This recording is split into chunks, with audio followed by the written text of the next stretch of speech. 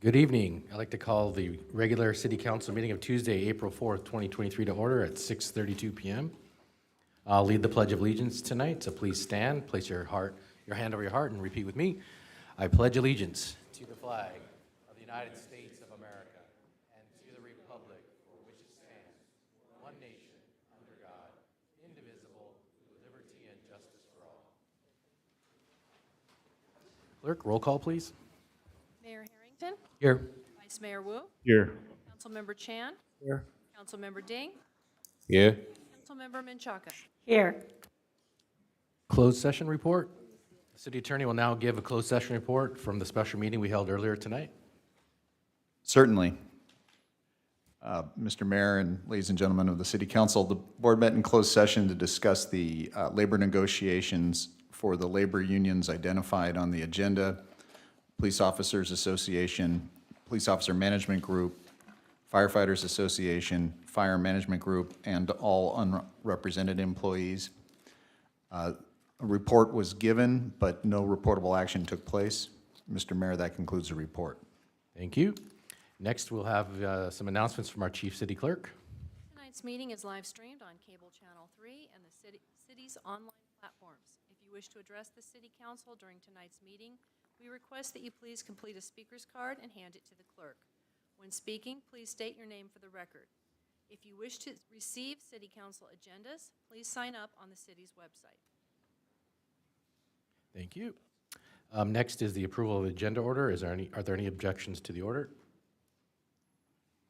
Hearing none, the order is approved. Next item, please. Presentations. Introduction of Fire Department employees. Fire Chief Wallace will make the presentation. Good evening, Mayor Harrington, Vice Mayor Wu, and members of the council. Steve Wallace, Fire Chief for the City of San Gabriel. And I get to do something really, really fun tonight, and that's introduce a newly promoted employee. We had a couple that we were hoping to introduce tonight, but due to sickness, there'll be one employee that's introduced in his new position, as well as a new division chief that we have in an extra help capacity. So tonight, it's my pleasure to introduce to you newly promoted fire engineer, Jordan Miller. Jordan, have you stand up, please? Jordan came to us in 2007 as a lateral from CAL FIRE. He came in as a firefighter paramedic with extensive experience after multiple years at CAL FIRE, and I can attest that in his first week here, he started bringing the storm. I was his probationary captain, and I think maybe his second day on the job, we ended up with a house fire that we were first into up on the north end, and I can tell you he got in there like he'd been doing it for years and took care of business. Jordan has been a firefighter paramedic. He's been a paramedic preceptor. He's been very, very active in all aspects of the department, and is our latest promotion to fire engineer. So with that, City Clerk, if we would give him a swearing in.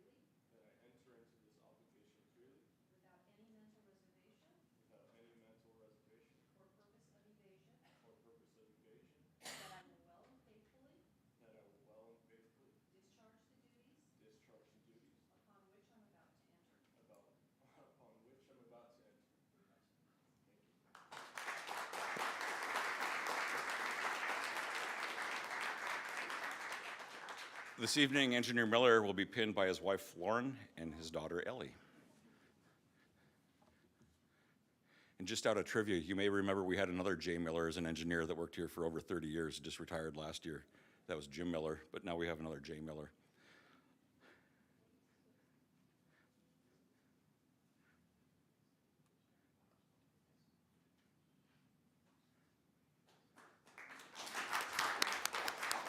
And Engineer, I don't know if you have any comments. Thank you, Chief Wallace, and thank you, Council and Mayor Harrington and City Manager, Mr. Lazaretto. Extremely grateful to be in this position. I truly do have a passion for the fire service and for serving the community, and I'm very grateful to be here. In the 6 years I've been here at San Gabriel, I've loved every minute of it. I came from CAL FIRE with 2 years of experience, and coming here, it was just, I knew it was home from day one. And I look forward to serving the community for the next 28 years or whatever it is. But very grateful for this opportunity, and thank you all.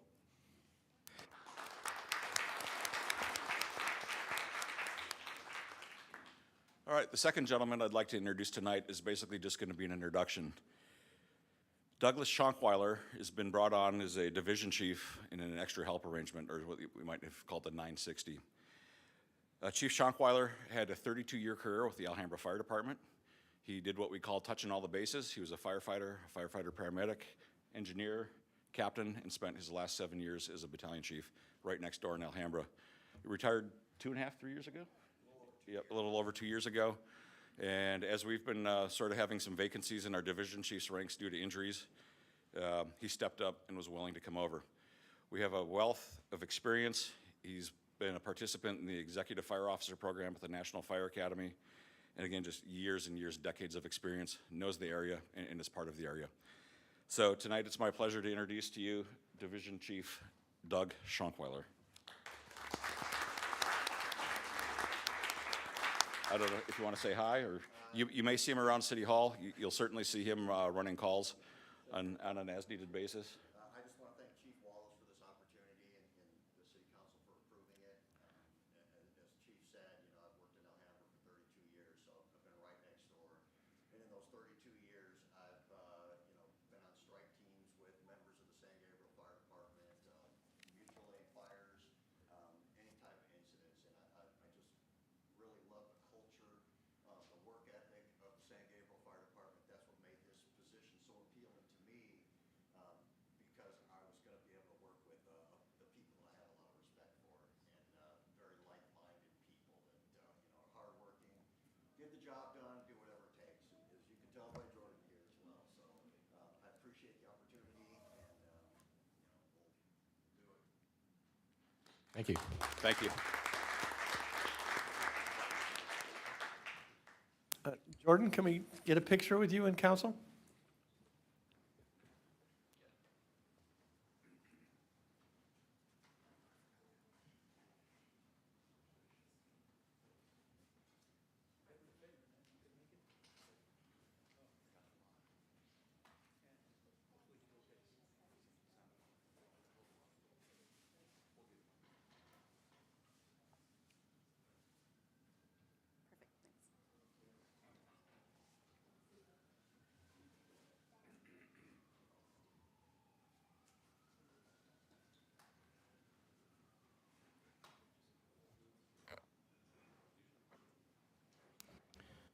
Thank you. Well, we have no more items actually on the presentations that are on the agenda, but I'd like to we missed this in our last meeting, so I'd like to present this to our former mayor, our previous mayor, Tony Ding. This is a plaque from the city council and the staff for his year of service as mayor. So, Tony, we really do appreciate all the service you gave us, and I think it's nice to be able to do it separate from all of the pomp and circumstance from the last meeting and give it to you personally.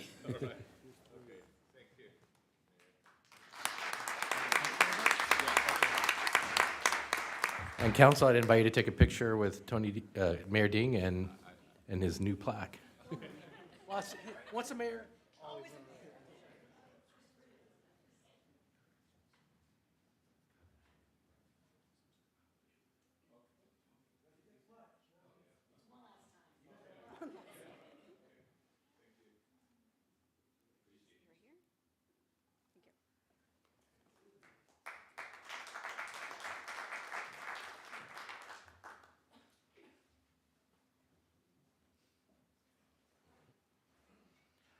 Clerk, next item, please. Public comment. This is the time set aside for members of the public to address the city council on items of interest that are not on the agenda but are within the subject matter jurisdiction of the San Gabriel City Council. If you wish to address the council, please fill out a speaker's card and hand it to the clerk. Our first speaker this evening is Joanna Jimenez.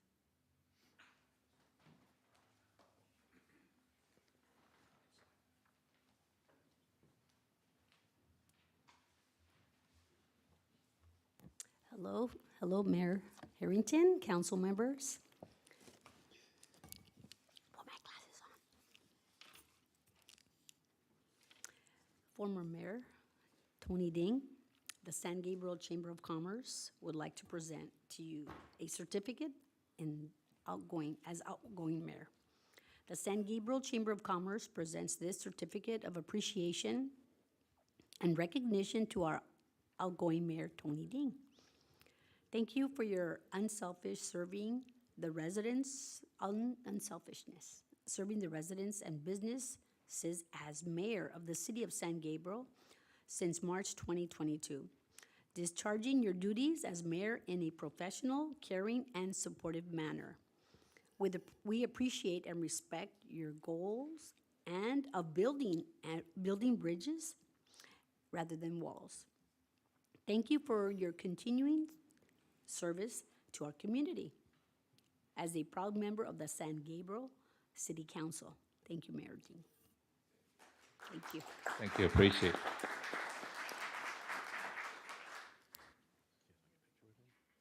If the council will join me for a picture with former Mayor Ding.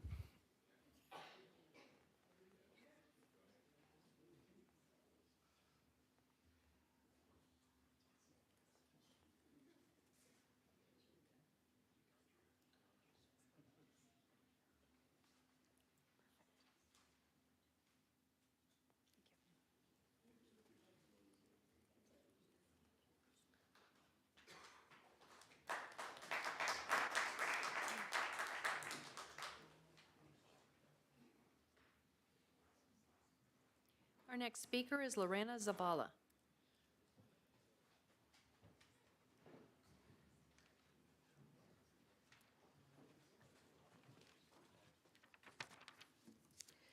Good evening, council members of San Gabriel. My name is Lorena Zavala, and I am here on behalf of the Southwest Mountain State Carpenters to share a message on tax fraud. When we talk about tax fraud, some people think it's about cheating on your taxes, but it's much more sinister than that. Construction industry tax fraud is wage theft, it's workers' compensation, it's workers' compensation fraud, it's labor trafficking. It does major damage to hardworking families looking for the American dream.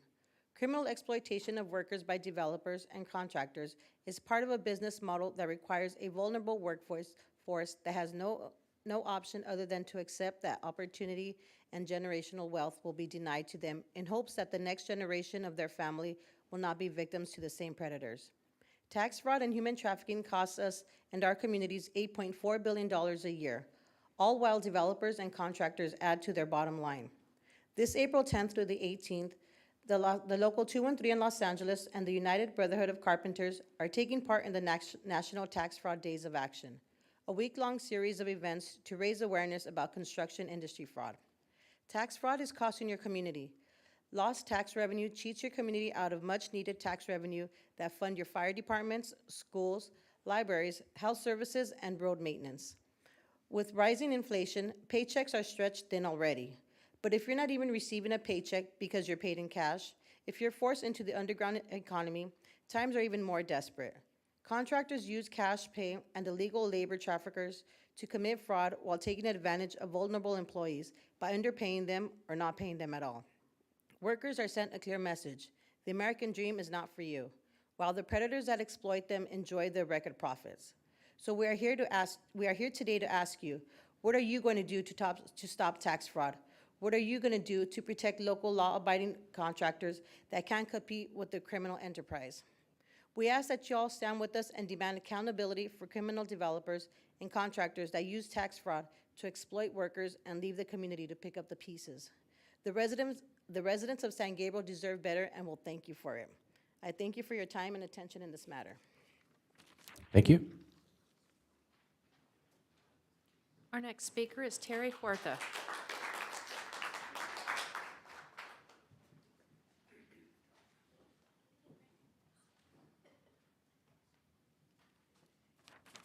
Good evening, Mayor Harrington, Vice Mayor Wu, and members of City Council.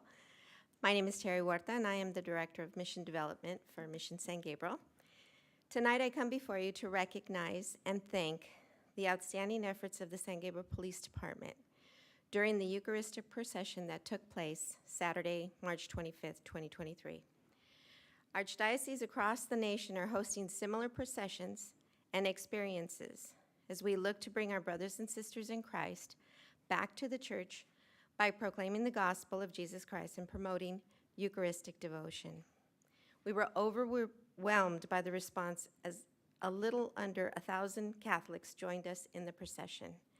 It was a moving experience in and of itself, but that we were able to process through the streets with a feeling of confidence and safety was all due to the care and protection that the San Gabriel Police Department provided us that day. Months before the event, Interim Chief Nakamura and Greg DeVink, together with members of their staff, met with our team several times to coordinate the logistics and work out the details of the day. All members of the city were receptive, supportive, and offered their expertise as we planned our 3.2-mile route down Broadway and through Temple City and back. The weather was beautiful, and many who walked with us from other parishes within the Archdiocese of Los Angeles commented on the beauty of our city and the feeling of peacefulness.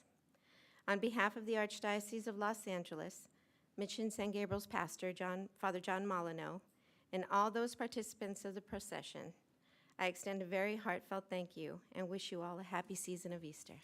Thank you. Thank you.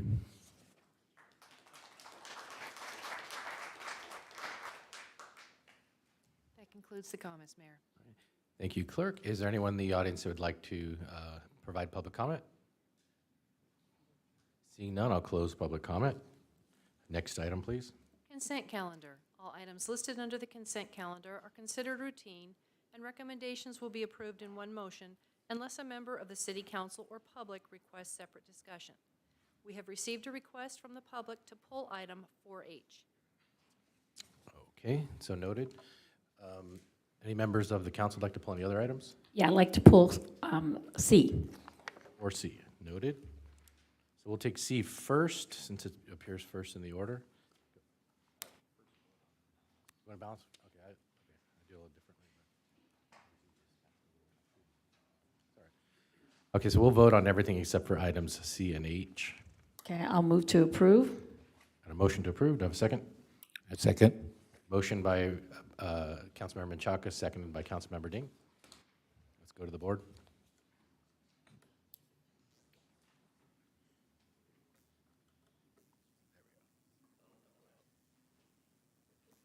Getting them in order. Got it.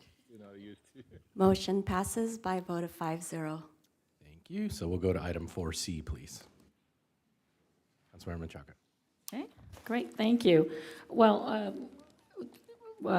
Council Member Tony Ding and I discussed this item in particular because prior to, when he was mayor, he was the primary and I was the alternate.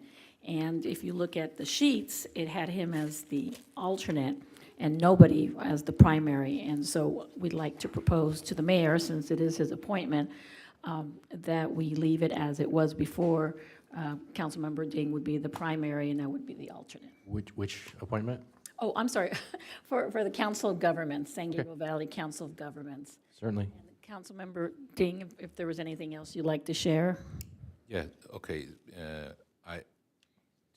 Because of no delegate, so I will help our city to delegate. And I really appreciate the Councilmember Menchaca back up for the attorney, so just in case I cannot make it a meeting, Yeah.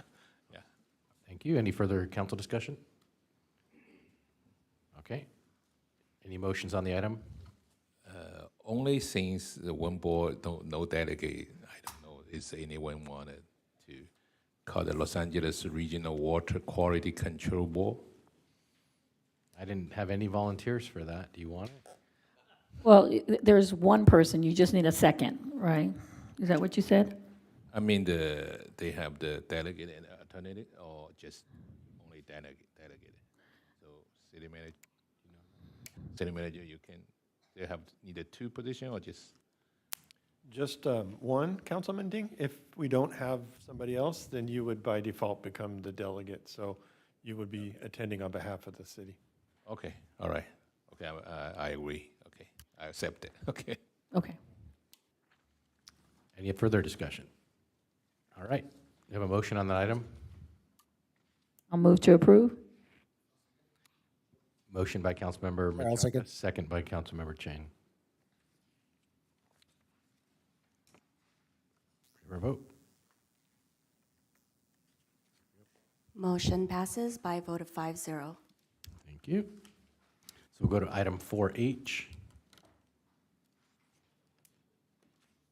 Discussion or comment? We have one speaker's card. Chastity Jennings Nunez.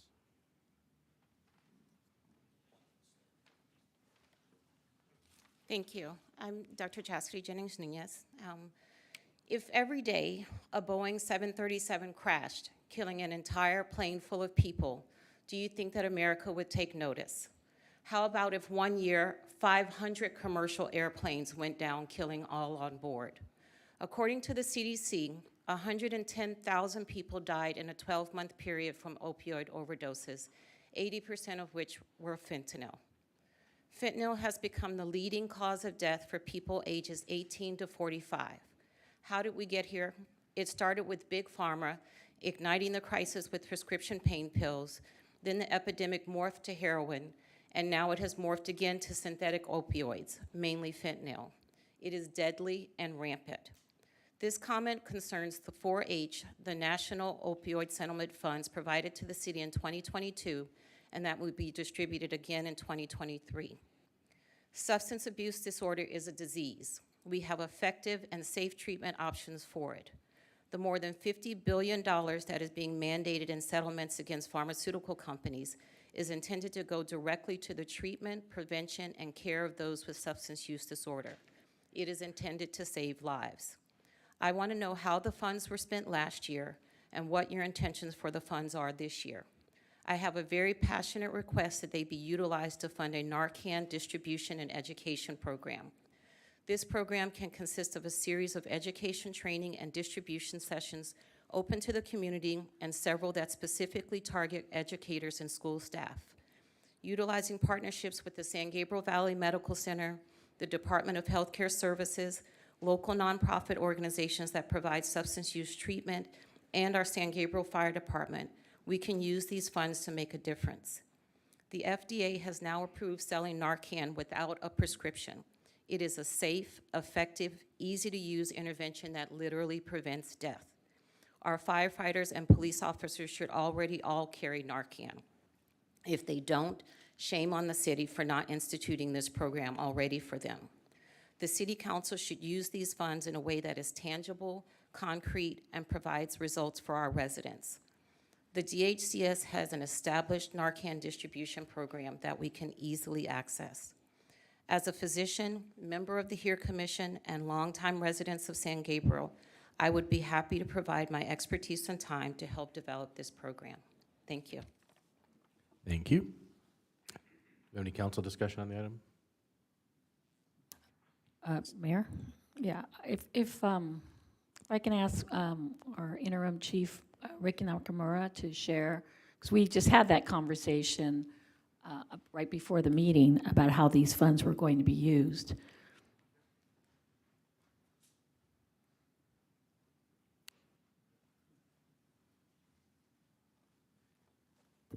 Good evening, Mayor, Vice Mayor, members of the City Council. This is Interim Chief Ricky Nakamura from the San Gabriel Police Department. And our department has initiated the Narcan program since 2019.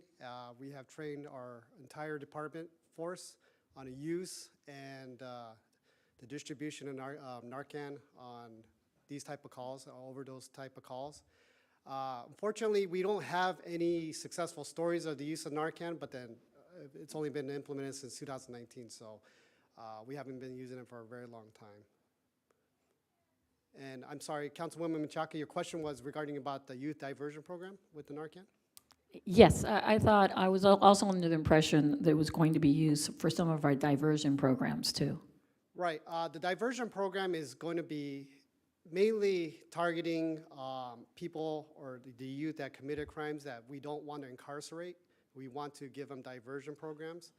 Not necessarily on per se the Narcan side of diversion. It's more about drug diversion. If they're addicted to certain type of drugs like marijuana, for instance, there's going to be some opportunities for them to get some treatment instead of incarceration. And any other host of low-level type of crimes, or even high-level type of felony crimes, there's going to be opportunities for diversion versus incarceration. So the monies that are being used or that we're going to be receiving, does that go all to the police or does it also get shared with our fire? It would probably be a safe assumption to be shared more with the fire side because those are our professional paramedics and our first responders when it comes to these type of treatments.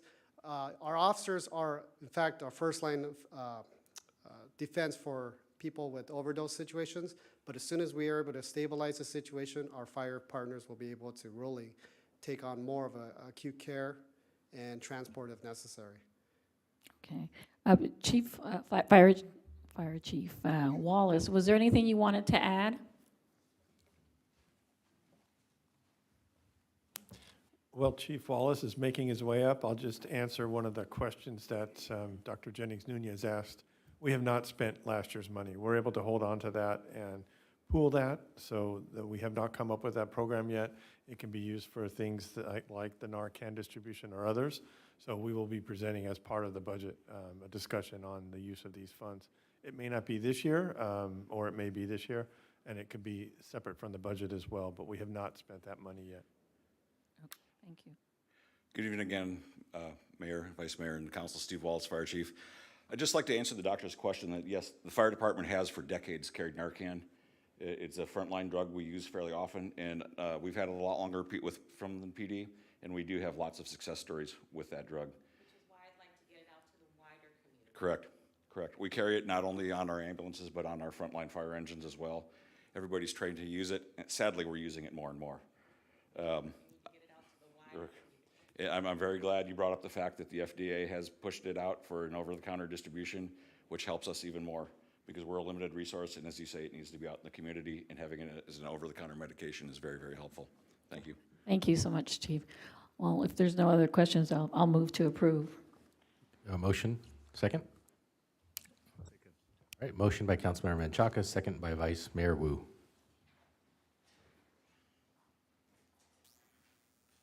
Motion passes by a vote of 5-0. Thank you.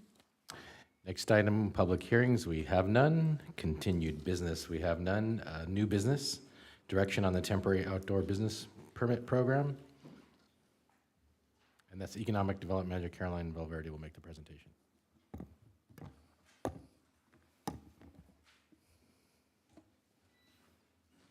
Thank you. Good evening, Mayor and City Council members. The item before you this evening is a discussion on the temporary outdoor dining permit program. So this program was developed in 2020 to allow retail and restaurant businesses to operate safely in an outdoor environment while adhering to LA County health and safety protocols during the pandemic. Since then, this program has been managed in-house as an economic development program administratively. Most recently, the governor declared an end to the state of emergency, which is one of the reasons why this is an item for discussion this evening. When this program was implemented, staff received 54 applications, of which 23 were implemented and inspected. Recently, in preparation for this report, we conducted a visual survey on Las Tunas, Valley, San Gabriel Boulevard, and Del Mar, and visibly saw 4 businesses known to utilize outdoor dining. The prior guidelines and application did include a review process that is similar to our CUP and TUP processes, where applications were reviewed on a case-by-case basis, and other city departments were provided the opportunity to give input to ensure for distancing requirements, safety barriers, fire protection, and compliance with American with Disabilities Act, alcohol and beverage control, and of course, county public health orders. The guidelines and application did require applicants to submit a sample site plan, which I will go over in the next slide. The fees were waived, and approved applications were permitted for 90 days with an option to renew for 60 days for businesses in good standing. And it's important to remember this was a temporary program approved with no sunset date at the time. This is the sample site plan that was included with the guidelines, so applicants knew what to expect and what we were looking for. It's a little hard to see, but it required applicants to specifically lay out how their seating would be, so tables and chairs, where it would be, in this case, the walkway, and where it was in relation to the existing businesses as well as the parking lot.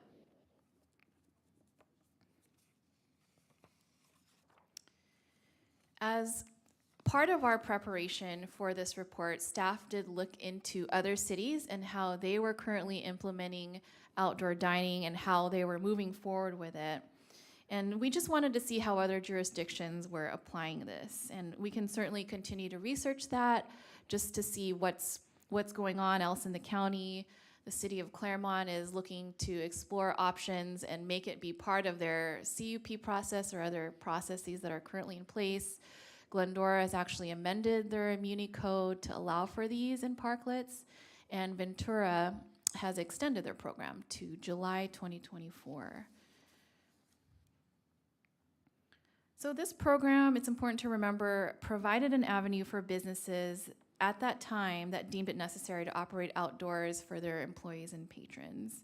Should the council consider extending the current program, staff recommends revisions to the guidelines that are currently presented on the screen. These include that businesses not be allowed to expand into parking spaces, so to prevent inconsistencies with zoning, the site plan review fee no longer be waived, which is the city's standard practice.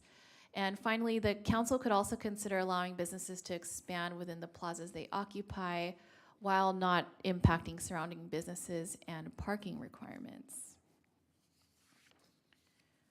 So that concludes my report. I would be happy to answer any questions you may have at this time.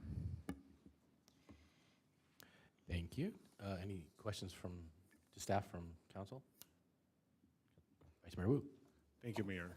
Thank you, Caroline. So regarding the guidelines in applications, it mentioned the approved application were permitted for 90 days period, then with an option to renew additional 60 days. So what about after 150 days? They have to reapply again, then you will inspect the whole things again? So That, under the current, or previous, I should say, guidelines, yes. So they were approved for 90 days and then an option to renew for an additional 60. So once that is expired, once that is 100, we say the extension for another 60 days, when the 60 days, then they have to reapply again. Yes, and it would be looked at as a case-by-case basis. And also, if we are, actually, we continue with the parking, I mean, we continue with the outdoor dining, that means it's increasing the capacity of the people that, or the capacity of the business that they allow more people coming to, you know, to accept it, to get a service or like to eat or dine in. But are we requiring like more parking because they are expanding their business territory to outdoor? So at the time this program was implemented, our 10-point plan and the flexibilities surrounded by the emergency proclamation allowed us to implement exactly that. You can expand without having to add additional parking. So that is one of the issues that we must ask moving forward is how we want to deal with that moving on. But definitely, in theory, yes, with the expansion into outdoor dining, we didn't necessarily require that they add more parking. So that is just temporary. So correct. Okay, got it. Thank you. Thank you. Any other clarifying questions from council? All right. Next, Chief City Clerk, do we have any public comments? I have no speaker cards. No speaker cards. Anybody from the audience that would like to make a comment? Seeing none, I will close the public comment on this item. Any council discussion? Okay, so there's no vote. Oh, sorry. Councilmember Menchaca. Sorry. I just had a few questions, Carolyn. So parklet, for the members of the public who haven't read the report, all that is, it's a sidewalk. It's not the parking area. It's just the sidewalk, or does it include the parking No, area? it includes the parking area. Okay, because it says here a sidewalk extension, so. I think in some cases, my idea of a parklet is parking spaces that are adjacent to the sidewalk, immediately adjacent. Okay, well, that's what I thought, but when I read this, it just said sidewalk extension, so it is the parking spot, includes. That is adjacent to a sidewalk. Okay, great. And so I'm just thinking, we are 4.1 square miles. We don't have a lot of parking. Parking's always a big issue. And so I do get concerned having a program like this. However, it doesn't seem to have that many businesses that are interested because of probably we just don't have the space. But I do know that there are certain plazas that have been built now or will be built that will allow for this type of temporary outdoor parking to take place. We may have a greater interest. And so because of those projects, and am I wrong, Carolyn? I mean, can you think of? That would be part of the standard CUP process for a business or specifically a restaurant if it would allow for that. So that's where our process comes in, and our planning would review if their CUP would be approved based on, or if a CUP would allow for outdoor dining specifically. Okay, so then this temporary outdoor business permit program is separate from the CUP? They would have to, how does that work? How does the CUP and this work? Because I thought they were mutually exclusive. Well, the item before you this evening is specifically the outdoor dining program that was approved under COVID restrictions and our 10-point plan. So the outdoor dining that is approved under a CUP, a traditional CUP, is separate in that this item before you this evening is just under the emergency restrictions that COVID placed us all under.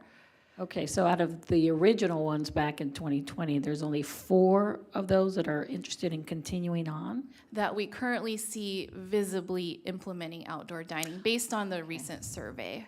Okay, so if we decide to not continue with the program, what would happen to those 4? They would have to just. I think there would be a level of education, reaching out to them just to let them know that the program has expired. And most importantly, we have to, if the program was discontinued, should council decide, we would revert back to what was approved under their original conditional use permit. But if they wanted to continue on with it, could they just send in a revised CUP to include this additional dining area? I'm not entirely familiar with the CUP process, but I think we'd start with what currently is approved, and then certainly staff could work with the applicant on how they want to implement outdoor dining, or at least their plans for it. Did you have any? I see you, Mark. I guess I would ask the question of council. Is outdoor dining something that you would like us to be creative on and find a method for these businesses to do that outside of the conditional use permit? If it is something that is just as part of the original approvals, or as Caroline said, when a new business goes into place, we can keep it that way. But this question tonight is, first, do we sunset that program?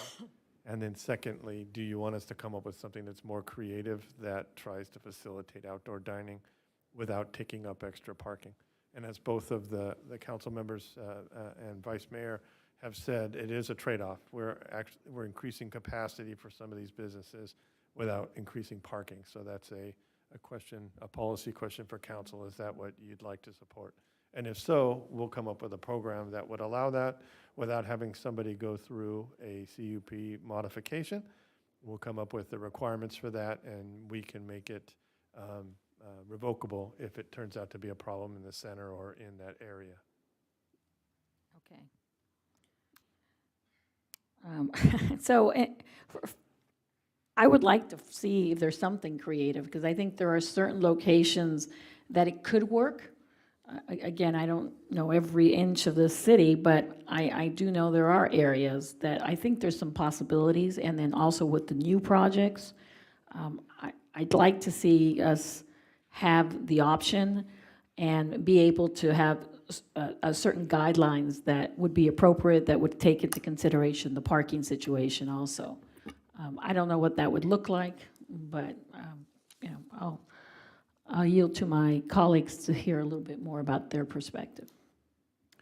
Thank you. Any other further discussion? Okay. Councilor Ding. Thank you. First of all, I know that staff need a direction, right? We want to sunset this program or still want to extend it, right? Based on survey, I saw they have 4 business, but these 4 business, it's just want to see what kind of situation. They use the parking lot or use the sidewalk, right? From what we saw, they were in the sidewalk. Sidewalk, not use the parking lot. Correct. So actually, so for the new one, maybe we can do no more parking lot use. That's direction, I think, because the survey. But the sidewalk, it's a question, it's inside the shopping center or outside. I know the inside shopping center, it's belong to the property, the landlord, right? And outside, it's like a sidewalk, it's should be belong to the city, yeah. So my question is, so right now, so we just only allow the inside the plaza, or we can allow the outside the public the sidewalk. So currently we have this kind of scenario or no? From what we saw on the drive-by survey, it was all just visual from our vehicles, is the current businesses implementing outdoor dining were on the sidewalk of immediately adjacent, or I don't know, I don't want to get mixed up in the terms, but it's the walkway immediately adjacent to their physical business. But physical businesses, I know that some is inside the plaza, some it's just the city property, the outside. Yeah, for example, the Focus Plaza, the inside they have sidewalk, the outside on the Valley Boulevard also have the sidewalk too. So public, sidewalk. So we can come up with a program that allows for both if the council is interested. The majority of these, as you all know from our city, the majority of our restaurants are in shopping centers. And so for those, it would be on the walkway that's in front of their business, that is the property owner's property. They would have to get approval from the property owner for that. For those few restaurants that are on Valley or Las Tunas or San Gabriel or Del Mar, or in the case of the Mission District along Mission, if they wanted to use the city sidewalk, not only would we have this permit, but we'd also have a separate encroachment permit where they would either lease the property from us, or we would do it for some nominal fee just to facilitate outdoor dining. Those would be questions for policy questions for council. But the majority of these are going to be in shopping centers, not on the city sidewalk. So actually, we don't have any cases on the public sidewalk, so we don't need to worry about it. Or I just want to listen to all our council members want to expand it, or just only inside the plaza. Okay, that's okay then. Yeah, it's the plan fee. Okay. If we consider on the sidewalks that belong to the city, like Mission District, so right now we don't have fee, but for the long run, so how can we calculate it? We need a parking space, but also need a calculator. If they use the public size, we should be let them pay something too, right? So otherwise, that's public money we need to maintain. We need to use the public service to maintain that. So maybe if we think about it, maybe we need to put on this kind of situation. Okay. Okay, so that's my current consideration. Yeah. Thank you. Councilmember Chan. I agree with my colleagues. What I would like to see is the city be as flexible as possible to the business owners, and maybe come up with a policy where we can be flexible enough and see how it goes. And because like we said, well, like staff said, that you only observed a few businesses taking advantage of this program anyway. And I think the way I would like to see it is extend this, or make our policy as flexible as possible, and see if it works out and that we don't have problems, and see how many complaints come in, or if they do or not, and then go from there. Because I have a feeling that there probably won't be very many problems overall. So that's kind of the direction I'm coming from. Any further comments? Yeah. Vice Mayor. Thank you, Mayor. Well, basically, I support the continuations of the outdoor business permit program. I think during the COVID time, it was a lifeline for many businesses. But I believe that the outdoor dining that will bring new, energy to our communities, and also create more vibrant and dynamic streetscape. But I agree with Council Member Dings that he just raised up about those business, when they are occupying the private plaza, the walkway, which has been approved by the landlord and also by the city, but shouldn't occupy the public street, because that's all public area. And we have noticed that recently we have increased, the number of the street vendors. That those people, I really don't know if we have a business license. They have applied business license through our city, or they just have selling their produce, or fruit, or any kind of like a barbecue just on the street. So I believe that it takes a lot of public resource to maintain the street, the cleanliness, and also just to avoid any cockroach or rats, after they serve the food during the night. So I would suggest that we can just go ahead, especially I review the requirement for safety, the ADA, and also the alcohol guidelines. So as long as not occupying the public street, and we should really give them more opportunity to get more business. That's conclude my opinion. Thank you. Thanks, Vice Mayor. Any further comments? All right, Caroline, I just had one question regarding the difference between our emergency temporary outdoor dining versus a CUP. What would be the process different from a business owner standpoint? Well, I know that speaking on the emergency, there were, I think, although if you want to talk a little more about the specifics on okay.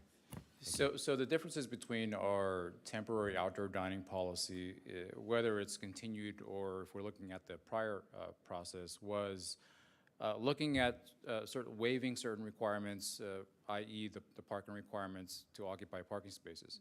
The waiver and the emergency proclamation and COVID allow for us to be flexible in that case.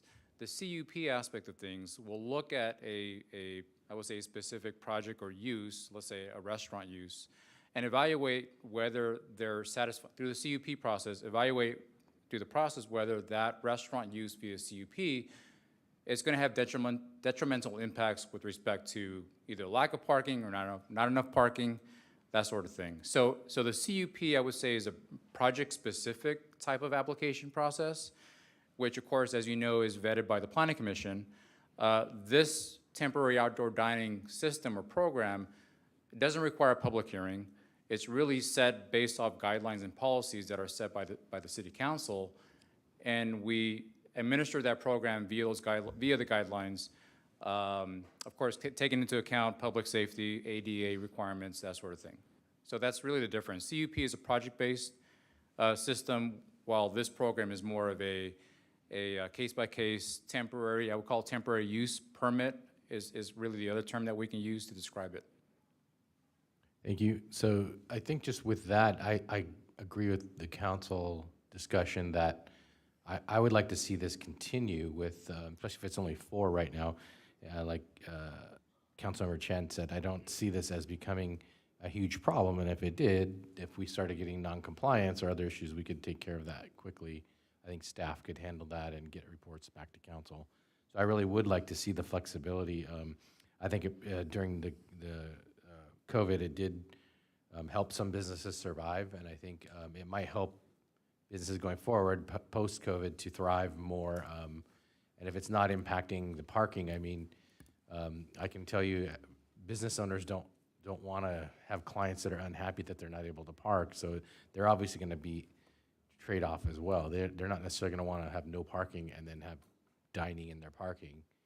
Otherwise, they'll just lose clients. So it makes no sense. So if it's in their best interest, they would probably not have patio outdoors in a parking lot when they're losing customers because of it. So I think it makes sense for us to let the business owner make that decision and help us guide them. So thank you. So you just need direction, correct? Yeah. So I have one more question regarding the outdoor I currently see our city of San Gabriel on the street have allowed the food truck. Is a food truck?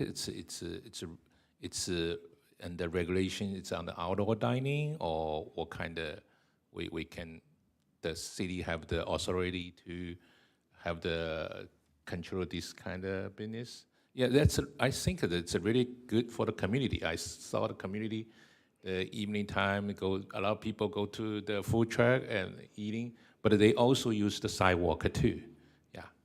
So the short answer, Councilman Ding, is that food trucks, as long as they have a permit from the health department, they are able to operate in our city under our current regulations. They can stop in any commercial area and park. In our residential areas, they can't stop for any more than 10 minutes, if my memory is right. But they can park, again, as long as they have a license, they can park on the street and sit there and serve as long as they would like. The temporary vendors that Vice Mayor Wu mentioned, those are also governed by state law, and they're allowed by state law as long as they have a health department permit and a city permit. But we are going to bring an item back in the next probably 2 meetings, probably in our June meeting to the council to fix our regulations, because our regulations don't exactly mesh up with state law, and then get direction from council on enforcement for those. And our enforcement would be trying to get them into compliance because state law allows them, but if they're not into compliance, then to ask them to move along and not be in our city. So that would be with the temporary vendors or any food trucks that don't have a license. But short answer to your question is the food trucks are allowed if they have a license, and our current regulations regulate those. So their license is from the county or state, right? It's not our city license. We do have a business license that they have to have. They have to have the city the business license. That's okay. correct. Okay. It's a permit and a license. Okay. All right. So permit comes from county? That's health? Health permit. The county health, that's the permit, and then the city business license is issued by us. That's right, and the business license is strictly a tax. It's not a regulatory item. The county and the state regulate food trucks. Thank you. You're welcome. Thank you, Mark. So I think we have clear direction. I've at least, I think all 5 council members want to see some guidelines for a new temporary program. We'll bring those back and present those at a future meeting.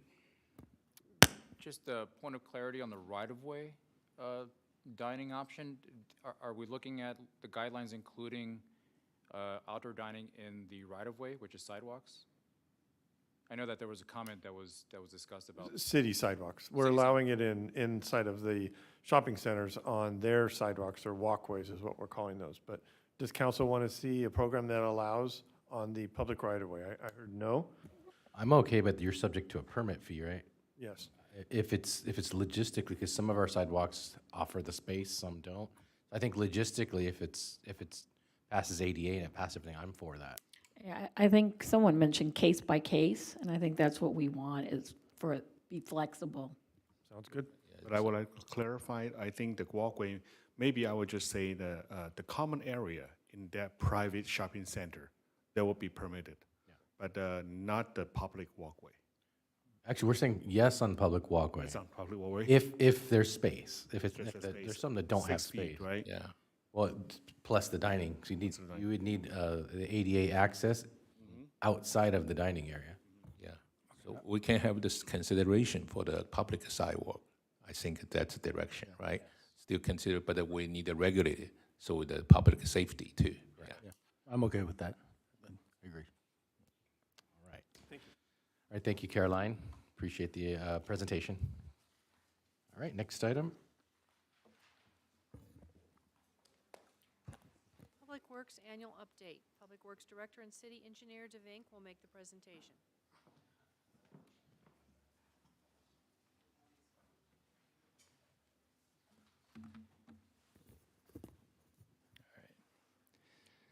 All right, good evening, Mayor Harrington, Vice Mayor Wu, all the other members of the council, city manager, city attorney, and the viewing audience. My name is Greg DeVink, and I'm the Public Works Director and City Engineer for the wonderful city of San Gabriel, where trees grow and sewers flow, and we got the best streets around. What I have for you tonight is a presentation I made on a status update of what's going on in the world of public works in the city. I did inform the city manager that I made a 2.5-hour presentation, and he said shoot for 45 minutes. So I'm going to run a stopwatch and see how badly I fail that request. But I'll go fast. There's a lot to talk about.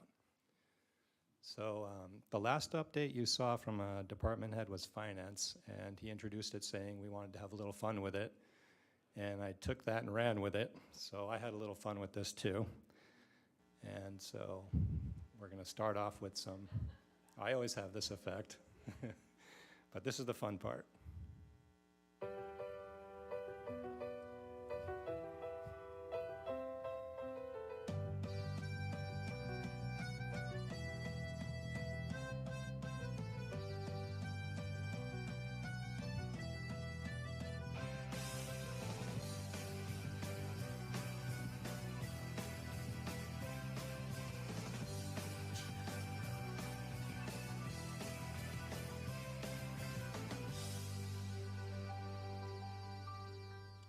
That was a spoof on the hit TV show The Office. So now I'll get into it. So the Public Works Department has 38 employees in 6 divisions: administration, civil engineering, field operations, fleet management, parks and facilities, and wastewater operations. I'm going to go through each group one at a time. The administration group, where I am, is pretty small. It's me plus 2 other people, and it oversees environmental compliance and documentation for the many things the city's responsible for. The MS4 permit is Municipal Separate Sanitary Sewer System Permit. SB 1383 is Organics Diversion, Cal Recycle. We have a consent judgment with our sewer system issued by the Water Board that requires quarterly updates on a compliance program. This group also does staff administration, time cards, evaluations, training, licenses. We do purchase orders, staff reports, budget preparation, operational oversight of the division, and customer support. And I just realized right now we do presentations to council. So this is an intro video heading into the engineering department next. And engineering oversees our capital improvement program. So here's a little quick clip of street paving in San Gabriel. It's been a very successful program over these last few years. And that's the video. So civil engineering, they do grant applications, grant administration. Almost our entire public works budget is grant funded. We're not really a general fund sourced entity. They handle our capital improvement projects from design, bidding, awarding, inspecting, and construction management. Just 4 years ago, that was almost all done by consultants, and now it's almost all done in-house. Really without adding staff. We added 1 inspection staff since I've been here, but the existing engineering staff took on all of this. We do inspection work in the public right-of-way. What the majority of that is utility companies. People who want to come and dig open our streets and make a mess, we make sure they restore it properly. We do inspection of private developments. and plan review. And what differentiates us from community development is we care much more what's outside the box. So whatever they're building as a structure, we're not that interested. We care about how their utilities are served, how they affect our streets, our access, what happens with rainwater when they develop. So our focus is outside of the box. We do public records requests. We process subdivision maps for reviews and processing. And recently, in the last 2 years, we've updated Safe Routes to School program and a local road safety program. Those are fairly extensive reports with recommendations on what we would do if we got particular grant money. They are requirements for us to get some more grant money, so we did them. Our next is a quick video on parks. The next slide we'll discuss, next 2 slides we'll discuss what they do, but you can see them chopping a large tree that's actually in Lugo Park, right over the Girl Scout house. But the routine tasks for parks is planting, pruning, and removing city-owned trees. We have about 9,000 trees that the city owns. In 2022, I'll note that it's been more than a year since my last presentation, so I sometimes broke up things since the last presentation. Sometimes I'll say a 1-year time frame. But in 2022, we planted 51 trees, we pruned 928, and we removed 44. We tried to do our pruning cycle citywide in it's running about a 4.5-year cycle. I got these numbers from the park manager and said this doesn't look like a 4-year cycle. We did 10% of our trees in a year, but what he clarified to me, which I'll clarify to you, is trees 6 inches and under don't count. We don't count the smaller ones in the pruning cycle. So it is about every 4.5 years we address at least once every large tree in the city, and that helps us prevent damage and reduce our insurance liability. This group also sets up traffic control. They mulch the branches, they haul and distribute the mulch, they do stump grinding when the tree is gone, and we clean up and restore the sites, and we do ongoing watering to establish new trees. Other tasks in the park staff include cleaning and sterilizing our public restrooms, which was a very big task all through COVID, and it continues to be so. We maintain the Smith Park pool, and an interesting statistic to me is that in the summertime, it's a fairly large pool, but they'll go through 200 gallons of chlorine in a week. And when you can picture 4 55-gallon drums, just that one task is quite an effort all summer long. We keep turf well established and trimmed. We plant and trim shrubs, we maintain the irrigation system. We do weed abatement along the entire Ace Trench. I have a photo of that later. Trash abatement too. We pick up trash and repair vandalism. I think we're not any worse than any other city, but vandalism and graffiti is a recurring problem here that we have to deal with. And we maintain all the park play features and play equipment to keep it operational and safe. And we also have our own pest applicator licenses with some staff to treat for rodents and insects sometimes.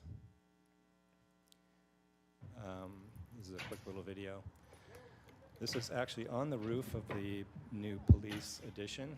The video is probably a couple weeks old now. That roof now is papered and has some solar tube skylights going in.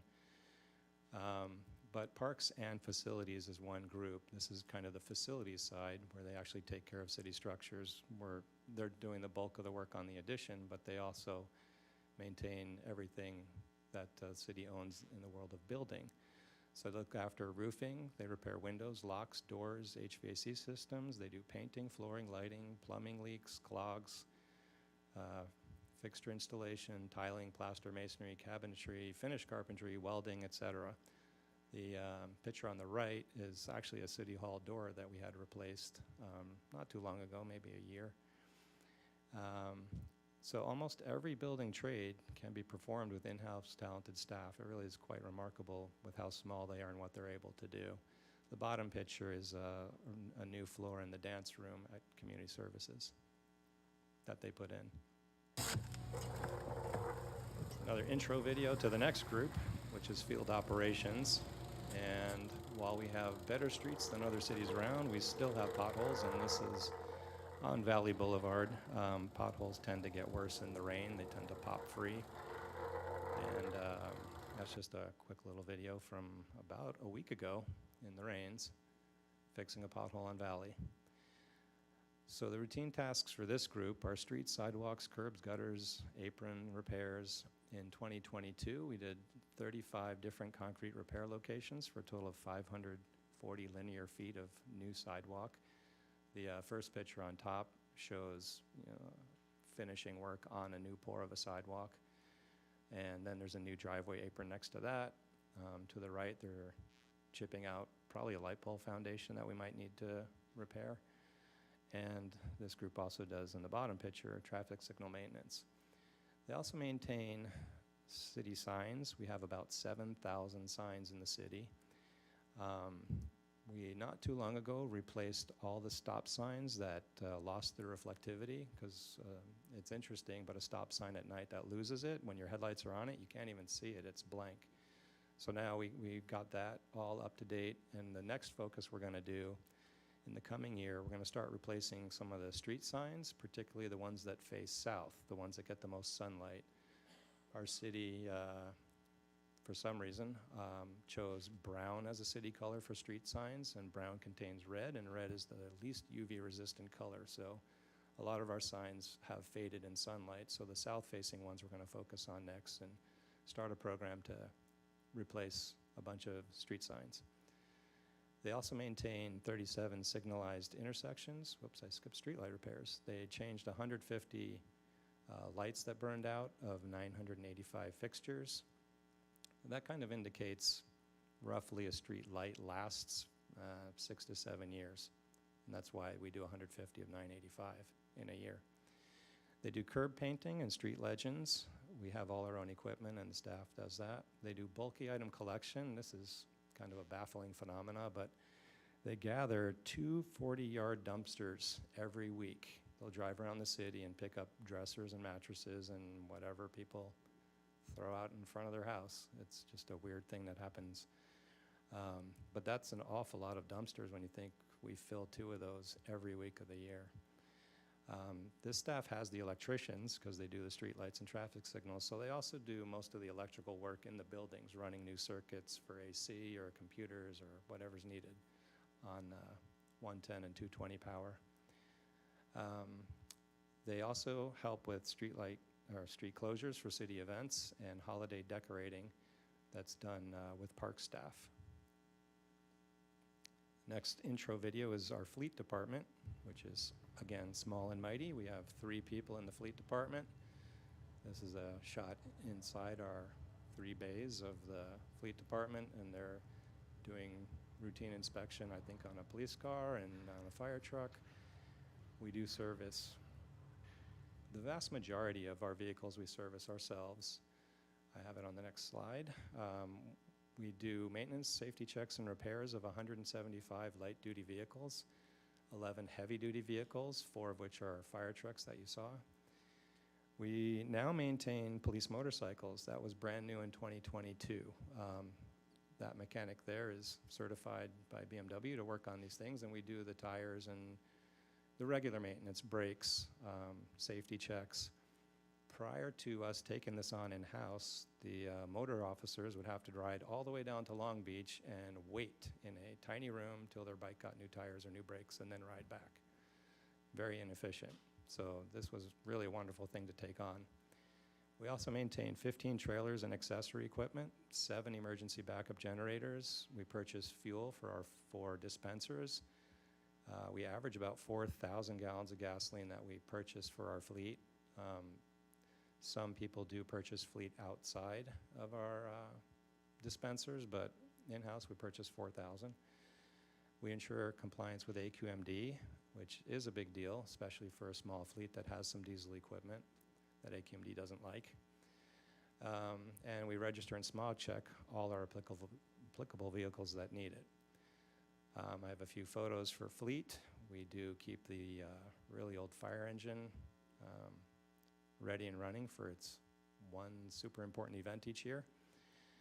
The bottom is changing some bushings that you can see on the left are rotted and now they're right. We do change a lot of tires, an awful lot of tires. We actually take the used tires and stack them up in our warehouse, and we call a recycler to come get them every time we pass 100. We get a cheaper rate if they pick up 100 tires or more. The bottom middle is building out a new police car, so that looks like a bear got in there, but it's a brand new car. We dismantle everything and put in all the equipment and put it all back together. On the top, we're changing, looks like head gaskets on, I believe that is another Ford Expedition and or Explorer. And then that's our old jet truck on the bottom right that they're servicing. This is the introduction video to the wastewater group, and that is a jet hose looking down a manhole for cleaning sewer. So off it goes. It propels itself by shooting most of the water backwards and one jet forward. And the high pressure water scours the sewer line and cleans out any waste buildup, things that catch in there. And the biggest problem we have with this cleaning process is fats, oils, and grease from restaurants. That's what goes into a sewer system. As soon as it cools, it turns into a solid and it clings to the walls. And that's probably our single biggest risk of overflows, is not maintaining for fats, oils, and grease. This group maintains 588 catch basins and 1,378 manholes. The catch basins are the stormwater component, so they do all the stormwater and wastewater system in the city. They jet every year 72 miles of sewer main, and quarterly they jet an additional 17 miles in what we call hotspots. Those are places where we have a known history of backups and clogging from grease. They tend to be right downstream of restaurant clusters. So we do them every quarter. We do have what's called smart covers. They're manholes with depth sensors in the hotspot locations that text me at midnight saying the sewer level's getting high, and I sleep quite well thinking my other guys get this text, and they're really good at responding to it. In 2022, we inspected 14 miles of that sewer. The bottom two pictures is the camera truck. So we back up to a manhole, pull the manhole cover off, drop a robotic camera down there, and then on the right is inside the truck, and he's using a control to drive the robot down, observe pipe defects. It could be a sag, roots, offset joint, cracks, spall, fats, oils, and grease, anything. And as we drive it, he actually codes the line. So at certain stations downstream, there's a standard coding system. That is a required component of our consent judgment. It's what we last time contracted out. I believe that one task was over $300,000, and now we're doing it in-house. It might have been $400,000. This group also handles our hazardous waste disposal for whatever hazardous stuff we get in the city. It's quite a variety. They do 66 industrial inspections, and what that is commercial properties where we're concerned about rainwater washing away contaminants. So like an auto shop, that they don't have an old engine sitting out in the parking lot and the rain washes the grease off it into the storm system. So we inspect commercial properties. The next one's quite interesting. I added years because that's the interesting part, but we've taken on in-house fats, oils, and grease inspections. And in the years 19 through 22, you can kind of see how many we did. And the reason, well, at least my explanation for it, is in 2019, when I got here, it was done by a consulting firm. And I don't think they did a high-quality job. They would show up to restaurants, say, hey, you don't have a grease trap, see you next year. And they missed a lot of restaurants, because you can see from 19 to 20, we took it on in-house, and we found, whatever it is, about another 50 restaurants that they weren't never inspected. So we took over the program, we found all the restaurants, and we actually enforced compliance. We found that almost half of them were not in compliance, and the consultant really wasn't following up to get them in compliance. We went back with letters to say, you need a grease trap, we'll be back next week. You still don't have it, here's our fine schedule. So we now have very good compliance, and we have very good coverage and inspection. In 2021, you can see a big drop. That's when COVID hit, and restaurants really suffered quite terribly, and it seems like, is that about 33 of them just packed up and closed in our 21 inspection season, which tends to be October through December. In 2022, you can see 10 more restaurants than the prior year, so we're a little bit in recovery. Restaurants were hit very hard by COVID, and it's good news to see some coming back.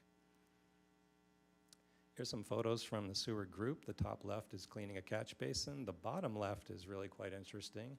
That is inside the tank of our giant Vector truck, and the filters and screens in there and sensors sometimes get dirty, and someone puts on a Kevlar suit and goes in there and cleans it out. The middle on the top is someone doing a fog inspection. The next picture is our wastewater manager, and that's an interesting story. We had a vendor come to us and say, we have a product called a wet well wizard. What it is just a pump that blows bubbles into the wet well station. If you keep bubbles and keep the sewage moving in there through bubbling, it doesn't build up as big a solid. We set this up in the area of the pump intakes, and it did help with less solid accumulation. They gave us one to try, and we said it works great, and they said, well, you can have one for $12,000. And Will said, I can get those parts online for $2,000. So I said, okay. And he built his own, and it's been running every day since. The next one is an emergency repair, where we had a sewer backup, and we had to hand dig down about 10 feet to change a 10-foot piece of pipe. And unfortunately, today, we're aware of another problem right next to that. When the contractor, that was contracted out, we now have a mini excavator, and we have our own shoring. We can do some of this work ourselves. But when the contractor did that repair, and it was an emergency, we had to do it, the line was plugged, we had a bypass going. He said, I've changed out the stick, I found the problem, but you have crumbling pipe on both sides of my repair. And we didn't keep going at the time, and now 2 years later, one side of those repairs is problematic, and we're getting alerts. So we will be changing that. The bottom right is one of our sewer or wastewater employees being pulled out of the wet well. So he was down there helping break up the solid, and that's the Vector hose going down. So we just kind of rake and hoe the solid towards the suction line and empty it all out. They had to do this quite regularly. So here's projects started or completed by Public Works staff since my last presentation. It's going to be mostly pictorial, but that's the Smith Park Pool sand filter. It's original to the pool, so I believe it's from the 1950s, and the steel is worn so thin that it keeps popping holes, and we keep welding patches and painting it. On the bottom right, those two photos are two separate repairs we've done to the pool pump. A large project we did in 2022 was restoration or reconstruction of the South Fire Station main restroom. So this is for the staff at the South Station who have dorms, and they actually live there, and we kind of wanted to, it was nice to make it more homey and nicer. This is the work in progress, just different stages of tiling and setting. But here we have before and afters. So that's how it looked on the left before we started. It was kind of a weird prison-like shower and very narrow, non-compliant non-ADA stalls on the left. And on the right is what it looks like today. It's really quite nice. It really is a nice, feels more of a nice residential quality. Again, before and after of the toilet stalls, before and after of the shower. The top right is a little picture of a sink, a double sink, and mirrors that we put in. We also restored the park staff office at Lugo Park. I don't have before photos. It was kind of grubby. But you can see now with the new kitchen table and the two desks that they've built, it's really quite a nice office space. That's in Lugo Park. If you're over there and want to see it, feel free to drop by. In the theme of always trying to be frugal, those cabinets were clearance cabinets in last year's models that, who cares? We bought clearance cabinets from a cabinet shop. And then for the countertops, the table, and the desks, we just bought big slabs of quartz, and we cut and polished and did it all in-house. So it's quite cheap. The flooring is vinyl plank flooring. Everything's quite affordably done. The biggest project probably I'll do with staff in my whole career with San Gabriel is this one. This is the addition to the police department. It's in construction now. It's been in construction for months. The top left is the carport roof that used to be there. And then the next few photos are grading and forming the concrete foundation, framing the floor deck, framing the walls. Then you can see kind of the shell is now framed with plywood, and they're putting plywood on the roof in the bottom right. It's a little further along today. There's lath and paper on the walls and paper on the roof. The windows are in. The skylights are going in. Also at the police department, we have several other projects we were doing. Some of it was in preparation for doing the addition, but that mobile office trailer is used by staff. We had to move that out of the way and found that it was largely rotten, so that's a whole new skirt around the bottom because it was all rotted away, and we painted it all and made it, I guess, look as good as a trailer office can look. The next one we completely changed out the main door between the police parking lot and the station. It was just worn out, and we put in a whole new jamb and commercial door.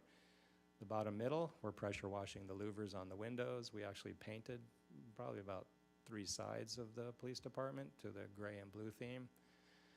The 2 pictures on the right is the awning over their main Del Mar entrance. And it was so rotten, that picture on the bottom right is a rotted ceiling joist that rotted away from the support flange. And when our staff went on there to tear open the plywood and see what was wrong, their foot went through. And I wish I had that photo, but their foot went through the roof when they walked on it to see how bad it was. An in-house project that our wastewater staff did this is actually lifting off a reducer cone over the wet well. You can see on the left they're craning open a piece. That's because the new pumps we bought wouldn't fit through that. So we actually had to remove the reducer and stack on a full 4-foot diameter precast pipe, put it back in with slurry, and cast in a new hatch on top. Good news is those 3 new pumps we bought a while ago are now in the wet well today as part of that project, so they fit. So the sewer jetting and video inspection and maintenance, just kind of a program we have, just some photos of jetting, going in the wet well, cameraing. Just give you a second. A small project we did was at Smith Park. We took out the peninsulas in the parking lot, which didn't really seem to have much purpose, and they reduced the amount of available parking. And we've done some events there, like the compost giveaway, and I think we did some COVID event there, like a vaccination clinic or testing. And those peninsulas that stuck out kind of made it impossible to set up a good drive-through system where cars can come in one end, do some kind of service, and leave. So we removed the raised peninsulas and slurry sealed and painted it all in-house. The next picture is fixing some cracked plaster that's on the playhouse front columns. And the top right is our wastewater crew being funded by a Measure W grant to take out a solid concrete gutter and put in a permeable concrete gutter. So as rainwater flows across it, some of it seeps into the ground. We do this especially in places where we have standing water, typically from tree roots. If it lifts a piece of gutter, there'll be a puddle, and we don't want that. So we take out the low spot and put in permeable concrete, and the puddle tends to be gone fairly quickly. It's not really a risk of mosquitoes, and it drains, and it's actually good for the environment. It reduces pollutants into the open waters and recharges the aquifer. So Measure W supports this, and they fund 20% of our wastewater staff, so we do these programs or projects. This is a quick slide on supplies and equipment. So we do have 2 backhoes. We got a mini excavator at the top of the second column, which we recently got. We also recently got a new chipper at the bottom of the second column. And both of those slides are training. When we get this equipment, usually the sales rep sends someone out to do safety training and maintenance and operational needs and everything, so we take full advantage of that. The next picture in the middle is a new traffic cabinet. It's funded by Measure R. We got 30 of those, and we're putting them in with our in-house staff. The next picture is a training of our new paint truck on the top of the fourth column. Then there's a picture in our warehouse where we got 30 traffic control cabinets, and they're pretty big to find a home for. The bottom is actually installing one. We crane the old one off and crane the new one in. And on the right is a tire changing machine and a wheel balance in our fleet department. And bottom right is we're changing a streetlight pole right in the McGrorty Alley right next to us. We also do holiday decorating, one of the more fun things we do. So you can see City Hall is, they're maintained, the rope lights are more maintained and they look good. We purchase illuminated 3D sculptures. We have all those balls that we put on the tree. They were fading and turning weird. We actually spray painted them. And it's more than just Christmas. Christmas is the big one, but the top right would be Lunar New Year. We try and do some color lighting to reflect some of the other holidays that we have. We host Public Works Day, which is coming up in, I guess, a month and a half or so, where we invite generally elementary age school children to come out and learn what Public Works does. It's a lot of fun. The kids seemed entertained. The more action and maybe the more gross something is, the more entertained they are. That's why they love the sewer truck. They want to see the camera drive down the sewer. They want to see the jet truck go. They like the trash truck. But it's a lot of fun. It's a big hit. Athens is a good sponsor of it. They show up and feed everybody, so that's nice. We also give tours. So these are other school kids. So we have the mission school children in the uniforms, and then we have the I guess it's a Cub Scout, or it's a Cub Scout group. They just ask, maybe they want to earn a civic badge or learn about something in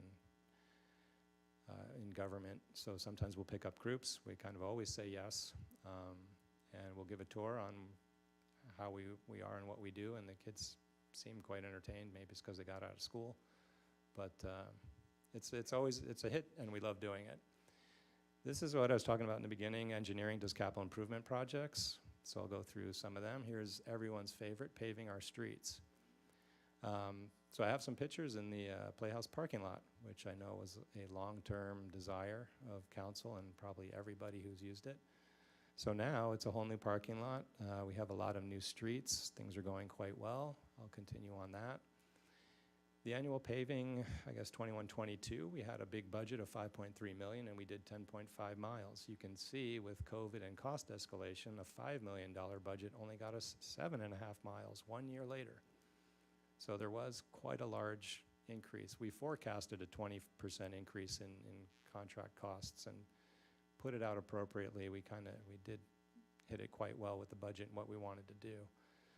But the red streets are what are now, I think every one of those has either 2 or 4 inches of new asphalt over an old street. Some of the commercial streets just got ground 2 inches all the way across because they are already very thick. They tend to be 8 to 12 inches thick of asphalt already. So a shallow grind and cap works quite well. They don't have problems of settlement or moving. And then on all our residential streets, we've ground 4 inches at the gutter to 0, 7 feet out, and put a new 4-inch street over the old street. We also, in this current year, did a lot of alleys, almost every alley we took out 4 inches and put back 4 inches. Well, we took out the gravel that was there, not 4 inches. On the right, we have a very small project because what we do now is we pile up 2 years of CDBG grants just to make one slightly bigger project and half the paperwork. CDBG is a very paperwork-intensive grant to use. But we did a couple streets with that on a separate contract. We got 1 mile done.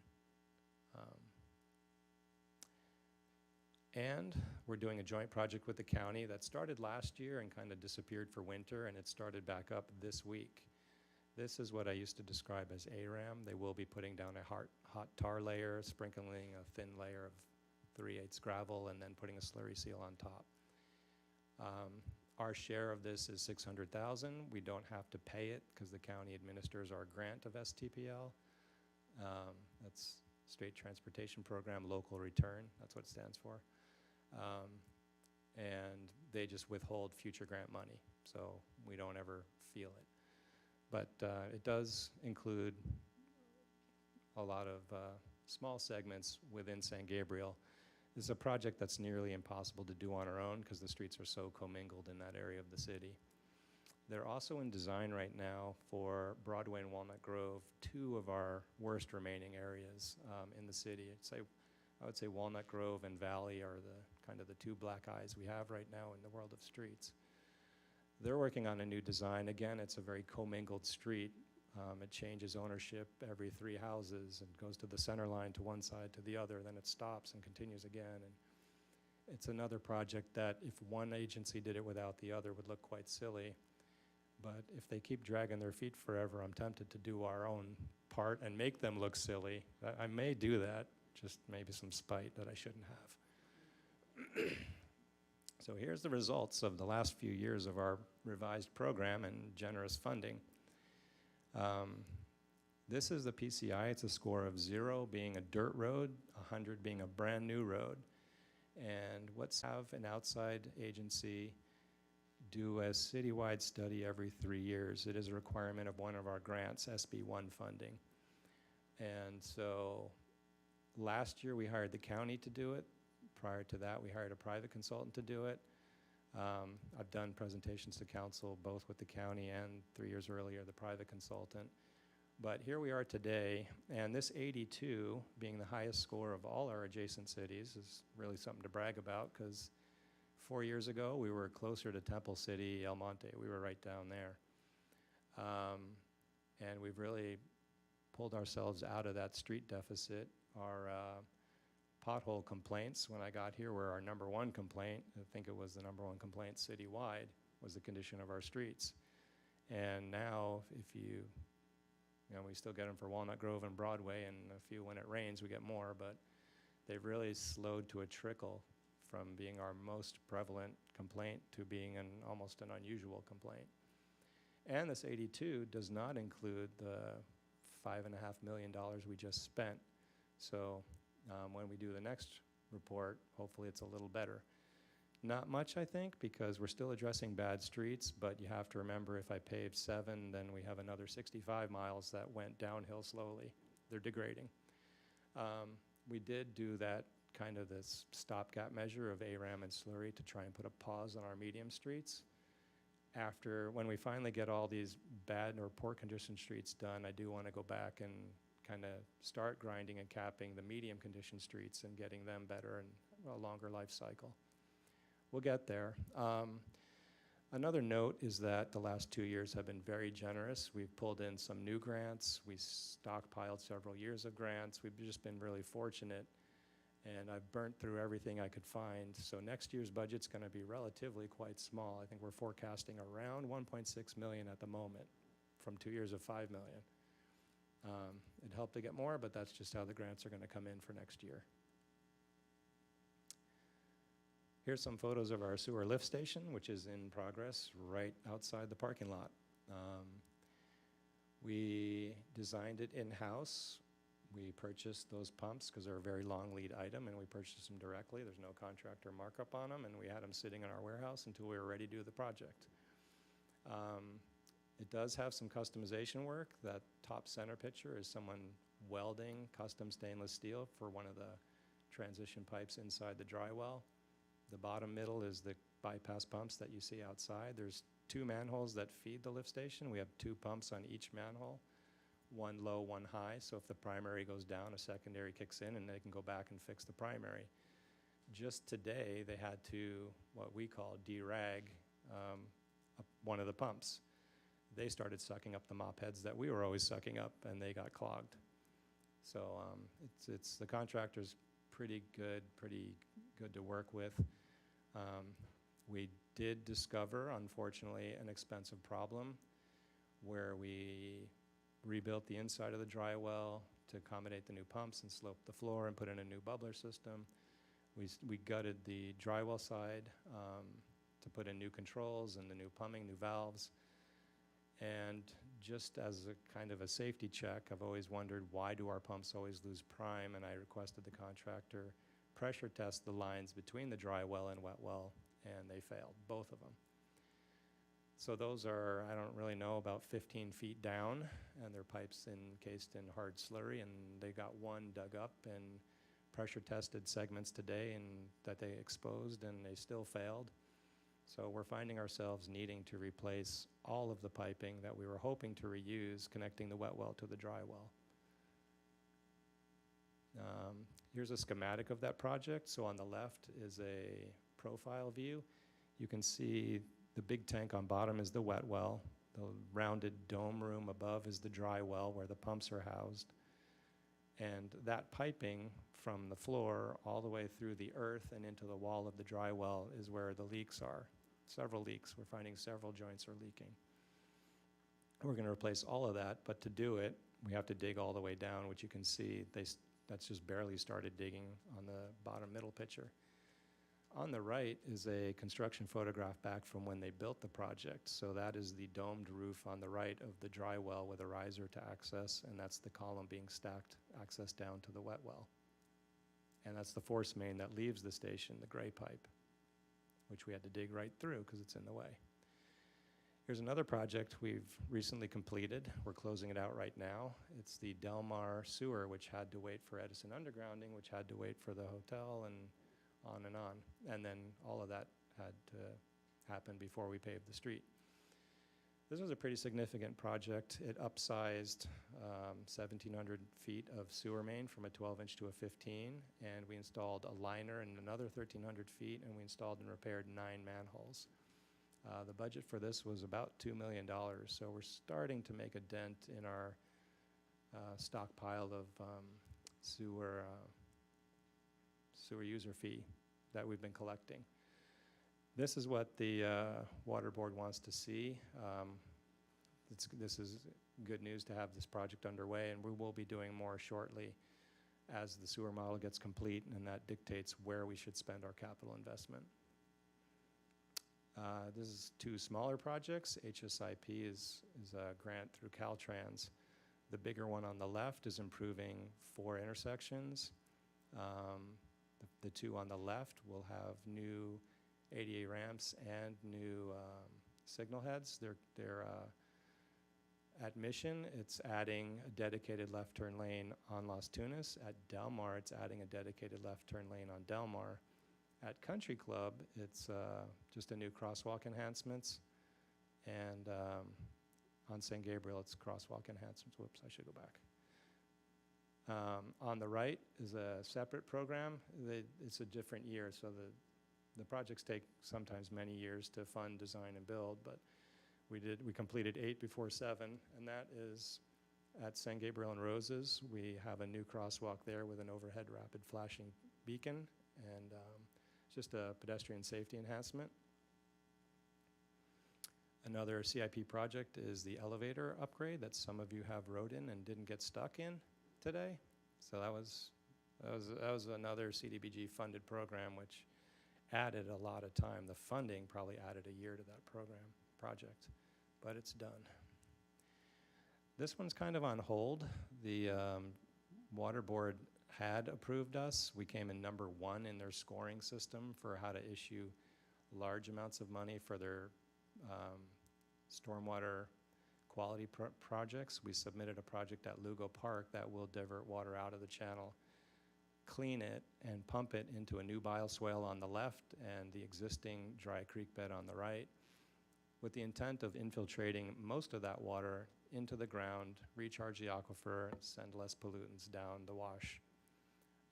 They loved the project, but it has to go through, I think, 3 different levels of approval.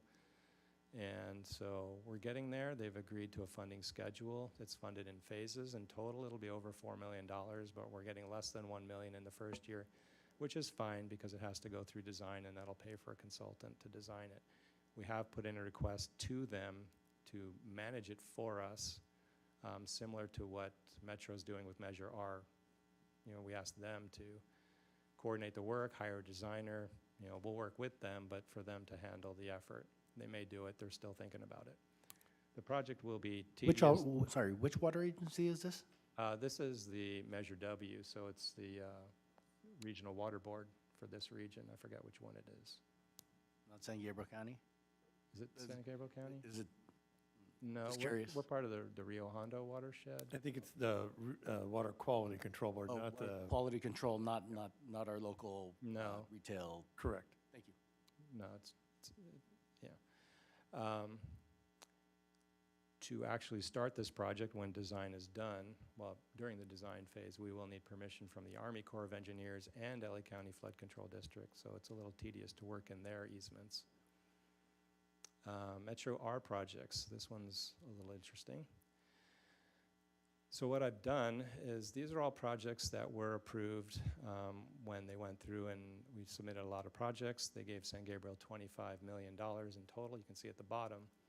What I've recently done at one of the board meetings is I swapped money. We've done this once before to get our traffic cabinets, but we were awarded $4.9 million for a realignment project at San Gabriel Marshall that would take the two intersections and make them one, which is an enhancement. It's a very expensive enhancement, and I don't actually believe today we could do it because we do cost estimates years in advance of the project. This project required even purchasing the entire service station, rerouting the road through it. And a separate problem is all these other projects are also going up in cost, as we have to buy right of way for some of these projects, and construction material you saw in paving went up about 20–25% on its own. So I did scrap that and reallocate the money to other projects. Some of them are small. All the intersections went up just about $250,000 each, so that I could have a little more money for cost escalation essentially. But where most of the money went is the last two. The Adaptive Traffic Response Signal Control Project, which is a mouthful, that's the fiber optics. We're trying to run fiber to all our signals along our commercial corridors. We're evaluating different methods that are more cost effective. We're thinking that this increase from $3 to $6 million will do an awful lot of fiber. We might get like all of our commercial streets done with fiber. So long as we connect to signal intersections, Metro will pay for it. We're putting in a lot of spare capacity, so the conduit space could be leased. We could pull dark fiber and lease that out as well. There's a lot of opportunity in this one. And then the traffic signal improvements, we got $700,000 from swapping another small project to buy the cabinets, but we bumped that up another $1 million, and with that, we intend to upgrade the cabinets or the technology at these intersections to include this, more modern camera detection. So on the left is the fiber optic runs. The blue is what we originally applied for and they awarded. With more money, we hope to do the red. We'll do more of Las Tunas. Some of Las Tunas Council awarded Public Works some money to buy conduit, which we did from the Alhambra city limit all the way to San Gabriel. That's sitting under the newly paved street, so we don't have to wreck anything. But all the red will now, I expect, to be done, and more. And we'll connect it to our police, our 2 fire stations, City Hall. We're hoping to connect the city facilities, which will be nice. But you can see with these little videos, modern cameras that are used to replace loop detectors just to help assist with signal timing can detect everything. They can detect a bicycle riding in the wrong place and what direction it's going. You can see the car whizzing by says 72 miles an hour. And then on the bottom right, you can see someone crossing when the signal says don't cross, and he's kind of running. But this is helpful information, especially when accidents happen. You can it's really good evidence of fault sometimes. But it also improves traffic, it improves safety. We can leave the walk symbol on longer if a pedestrian's detected in there. Maybe it's someone with a walker who needs more time. So the smart technology is quite impressive, and we hope to put this in with the extra money we've thrown into that project. Getting near the end. So pretty much in the world of public works, everything breaks, which is why we have job security. Now everything breaks for a variety of reasons, and this is a slide of accidents. Vehicles tend to hit our stuff. So whenever there's car crashes, we kind of know police and fire respond, but Public Works often responds too. They knock over our street lights. We can't leave, a signal pole in the road or a traffic signal down or something with high voltage wires exposed. So we respond to accidents quite frequently. They also take down trees. So trees fall for a variety of reasons, but a lot of them are cars.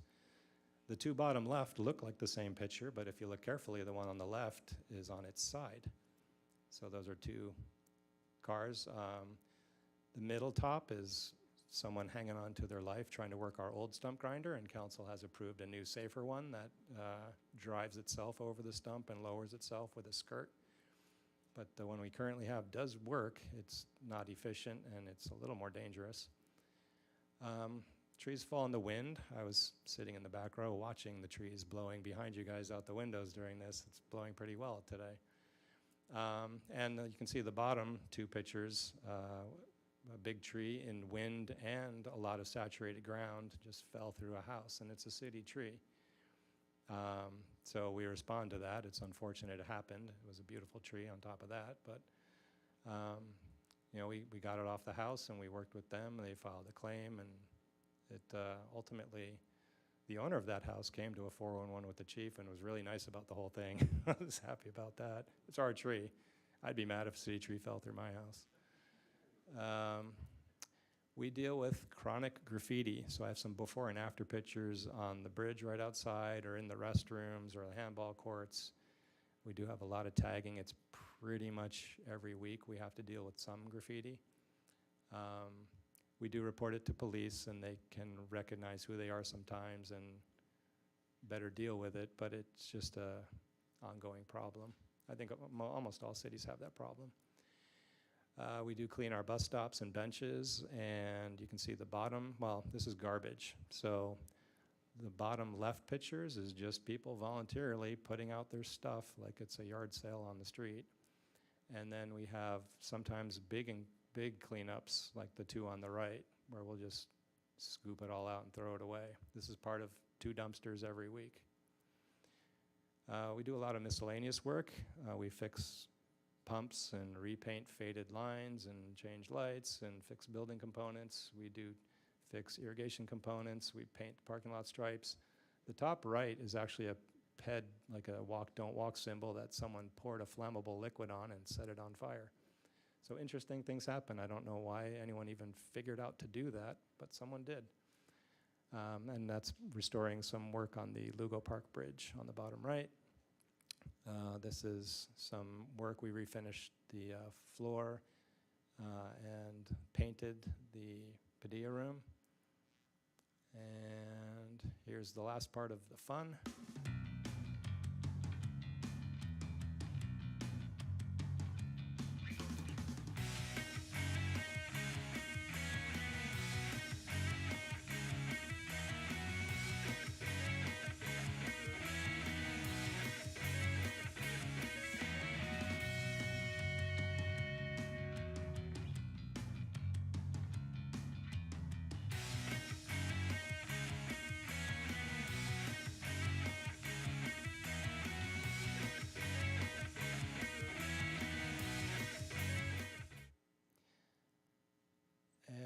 At the end.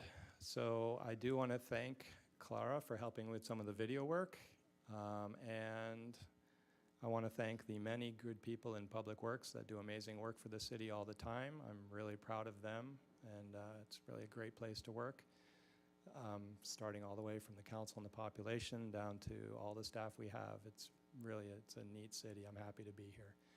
I'll answer questions or hear comments or whatever you have right now. Thank you for the report, Greg. Do we have any council comments or questions? Councilor Menchaca? Oops. Well, I'll give you a little clap. That was excellent. Thank you so much. You're really the only person I ever met that makes Public Works so exciting, and you're a funny guy too. So thank you for that. You have so much pride, and you know, I can see how. Must be a real nice place to work at, your Public Works, and you've, year after year, every time you do a presentation, it's just always so impressive. You bring so much in-house, you improve efficiency, you're much more effective. I think Public Works, when I first started here at the council, it was not one of the most favorite departments. Not that you're a favorite, but the attitude, the perspective has really changed a lot. So thank you for doing that. I had a couple questions you had mentioned. When you mentioned the trees, yes, I was looking at that, and especially with the storms, but you mentioned crashes too. Can you just share with the public when the city is allowed to step in and when the property owner has to just take care of it themselves? I've learned a lot lately with calls that I've been getting, and if you can just share that with everyone. Sure. Well, with tree issues, quite often what we'll do is, to really put it very simply, is the city owns a lot of trees, the ones that grow in the parkways and our right-of-ways in the parks, and we deal with all of those. There's also a lot of trees that are on private property. They're not in our right-of-way, and sometimes they fall down or a branch falls and hits a car or whatever, and they want us to deal with it, and it's not our tree, not our problem. We'll deal with it as it is an immediate safety hazard, but beyond that, it's the homeowner's problem. What we also do is sometimes the park manager will come to me and ask me, you know, where's this tree? Because you can see the tree, but there's no property line right there in the middle of nowhere. And we'll load up the parcel map from the county assessor and kind of superimpose the property lines through the tree. And there's actually, this typically comes in question when the tree straddles the property line. It's like half ours, half theirs, because it grew really big. When it's straddling, we deal with it. We take it on ourselves. There's a lot of rules, like oak trees are protected, and you can't just cut down a tree because you want to. You need a tree permit, which is managed through community development, who then depends on our park manager as our city's arborist to do an evaluation, whether the tree is in a state of decline or it's structurally unstable or diseased. If it's a perfectly healthy tree, sometimes the answer is no, you can't cut it down. So anyone in the public wanting to remove a tree or significantly trim a tree should come to the city first and discuss if a permit's needed or get permission to do so. So for example, on Montecito, there was a tree that fell. It blocked the whole street, so nobody could go, there's no egress or ingress on that whole street. Yeah. So what did the city do? What was their role there? That was the private tree. But it blocked the public area. It was a large private tree, which we didn't want to be our problem, but it fell into our street. And it fell at the end of the day, but our staff went out there. We trimmed the canopy so that the residents could get in their driveways. And then we put signs up, road closed ahead or no through traffic. And then we put cones and tape at the tree so people wouldn't drive into it. But essentially, it was a through block that had access from both ends. And we worked with the homeowner and told them, you need to have this removed. And I think in the second or third day, they had a company come out and take it all away. But in doing it that way, it really didn't cost us much. It wasn't unsafe. It was an inconvenience. I believe we notified police and fire so that they'd know that route is blocked. And the homeowner had to deal with it. It was their problem. Okay. Yeah. Great. And then on one of your slides, one of your 57 slides, you had a line item there that said public records request. And I'm used to our city clerk always handling public record requests. Is that coming from their office to you? Yes. Okay. The clerk's office is the gatekeeper for those requests, and they figure out what department might have that information, and then they ask for it. So what's the most popular type of public record request that you get from them? It's a variety. I would think the most common is as-built records for utilities that we might be aware of, or property lines, or the history of something, generally of infrastructure nature.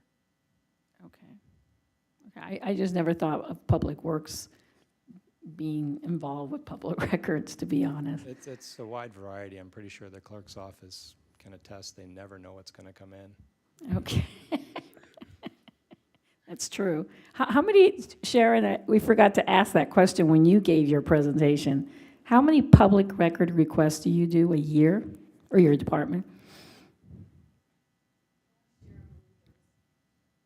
Last year, it was in the neighborhood of 458, I believe. Yeah. It's been rising every year. Okay. Well, bravo to our city clerk's office, too, for that. And then, let's see. And then lastly, I've seen a little bit more promotion for Public Works, just a lot of the good work that you are doing. Is that something we should thank your department, because you actually do the work? Or is it really Clara and her department that are really highlighting, what you do? Well, if you see more promotion, that would be Clara. Okay. If you appreciate what she's promoting, that's me. Okay.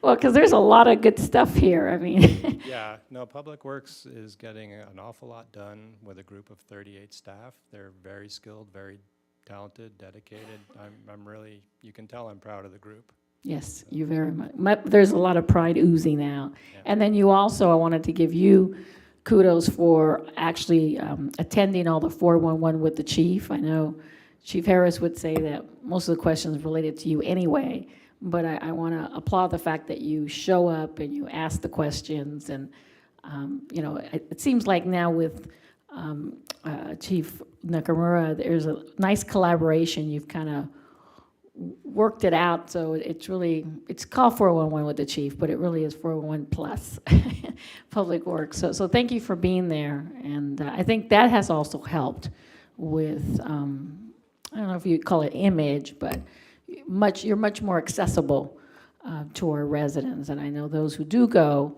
appreciate it. So thank you for that. Yeah, we try to be responsive, and 411 is just another method where I can learn what the public sees and what they want. So it is helpful.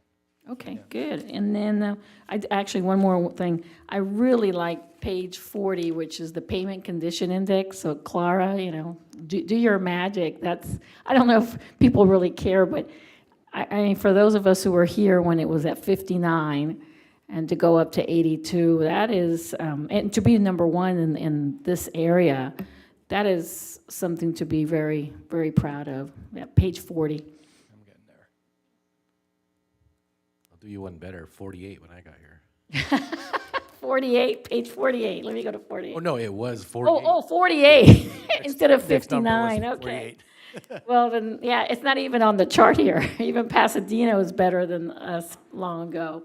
But that is just tremendous. And the way you laid it out is actually, anyone could understand it. But, this is, again, unfortunately, I mean, you've done so much good work. I mean, to show all these sewer pictures and people are smiling, I mean, that's amazing. Never think of sewer and smiles being a team there.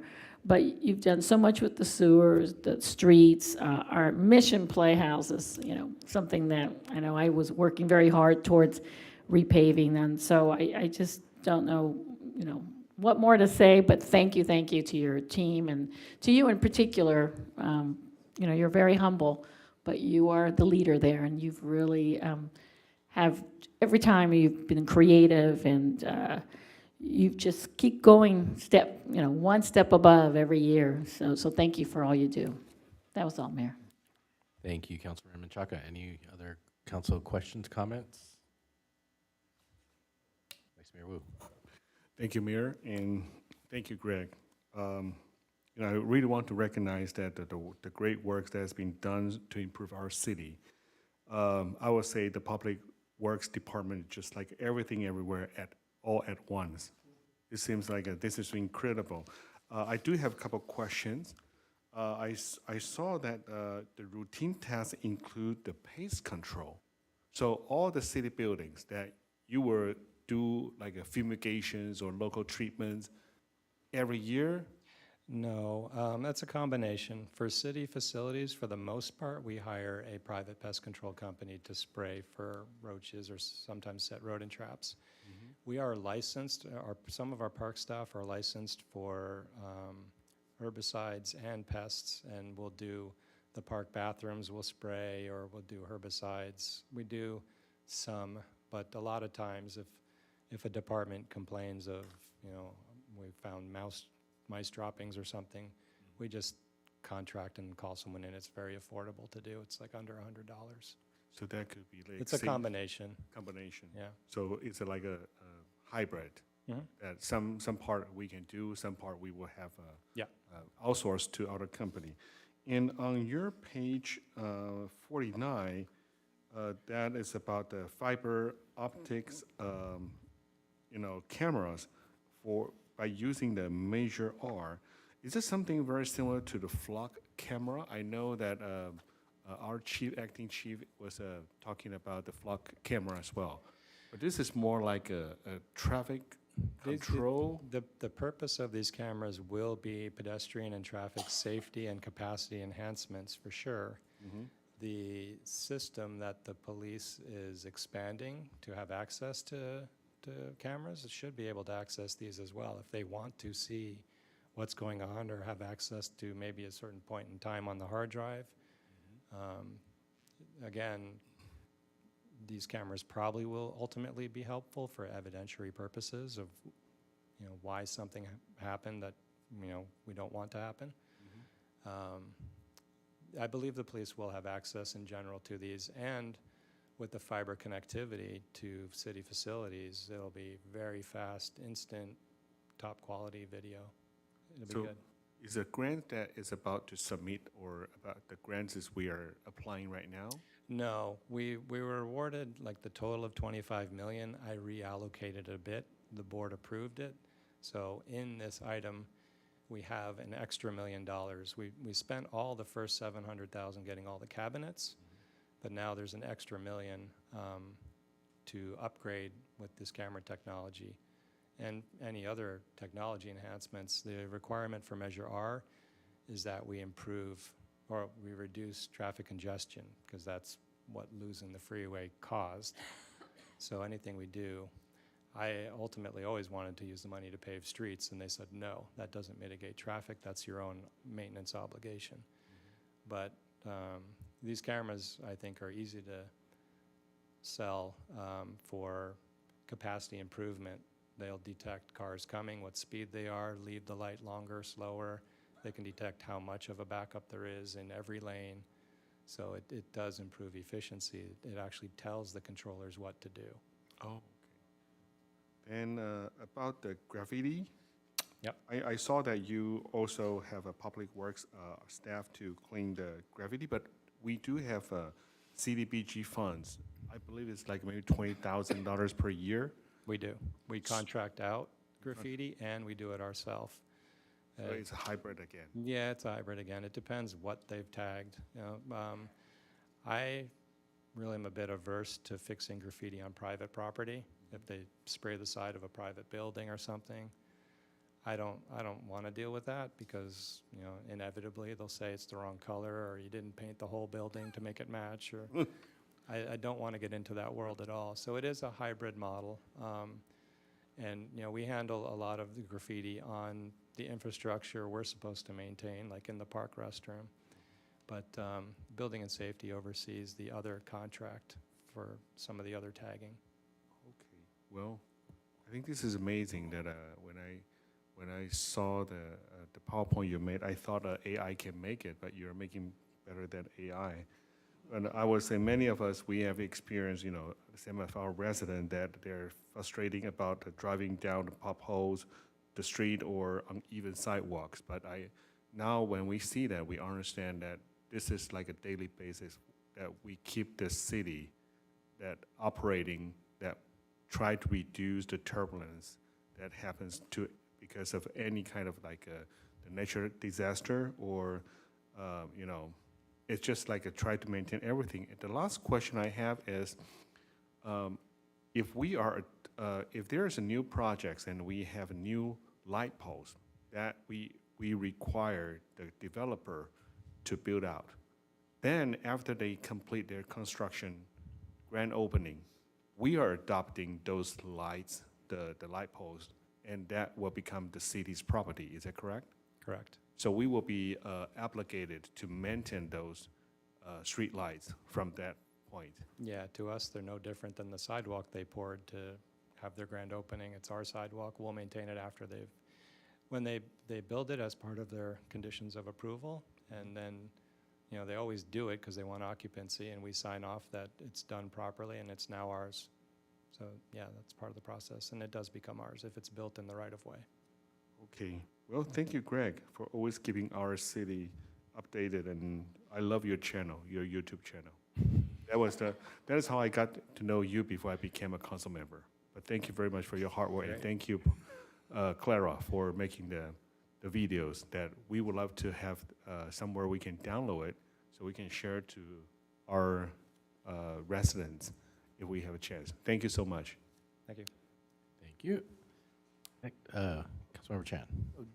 Just real quick, thank you. You did a great job on your presentation, and you do a great job every day with you and your team, keeping our facilities operational and nice. Thank you. Right. That's all I have. Councilmember Ding. Okay. Yeah, it's it's a really thank you to the tremendous job for our city, especially for the paving scar. It's and I got a lot of good response for the resident, business owner, even have email or phone call. They really love but also the mentions. Hopefully they're consistent to do that, and no more like some people say 45 years no paving. So that's the people response. So I know you can do this maintenance job continuously. Yeah, but first of all, it's appreciate you do the wonderful job, and also you are very smart. Use the very it's limited financial, but you do the big capacity to fix paving our street. Yeah, it's really good job. And then second one, I want to ask, keep this one, okay. You say fiber design, it's only for the fiber installation, have 95% already completed, or it's related to the traffic control too? We submitted a project for Measure R, and the only reason they agreed to fund it is that this will interconnect our traffic control cabinets. Since we're doing the work, and it's really a minimal cost increase to add capacity, we're adding capacity. So what we really need to connect to all our traffic signals is one conduit, one fiber cable. But we're going to put in 4 because it costs about the same. It's the same trench and same backfill, same restoration, same mobilization. So we're going to put in 4, at the moment, that's what we're leaning towards, is stacking 4 2-inch conduits along the gutter lines of these streets. On Las Tunas, we put in a 4-inch conduit through which we'll pull interduct conduits to separate the lines. But we're putting in a lot more space than we actually need for the cabinets. And we can use that for our own IT department to communicate to the servers around the city and all the satellite locations.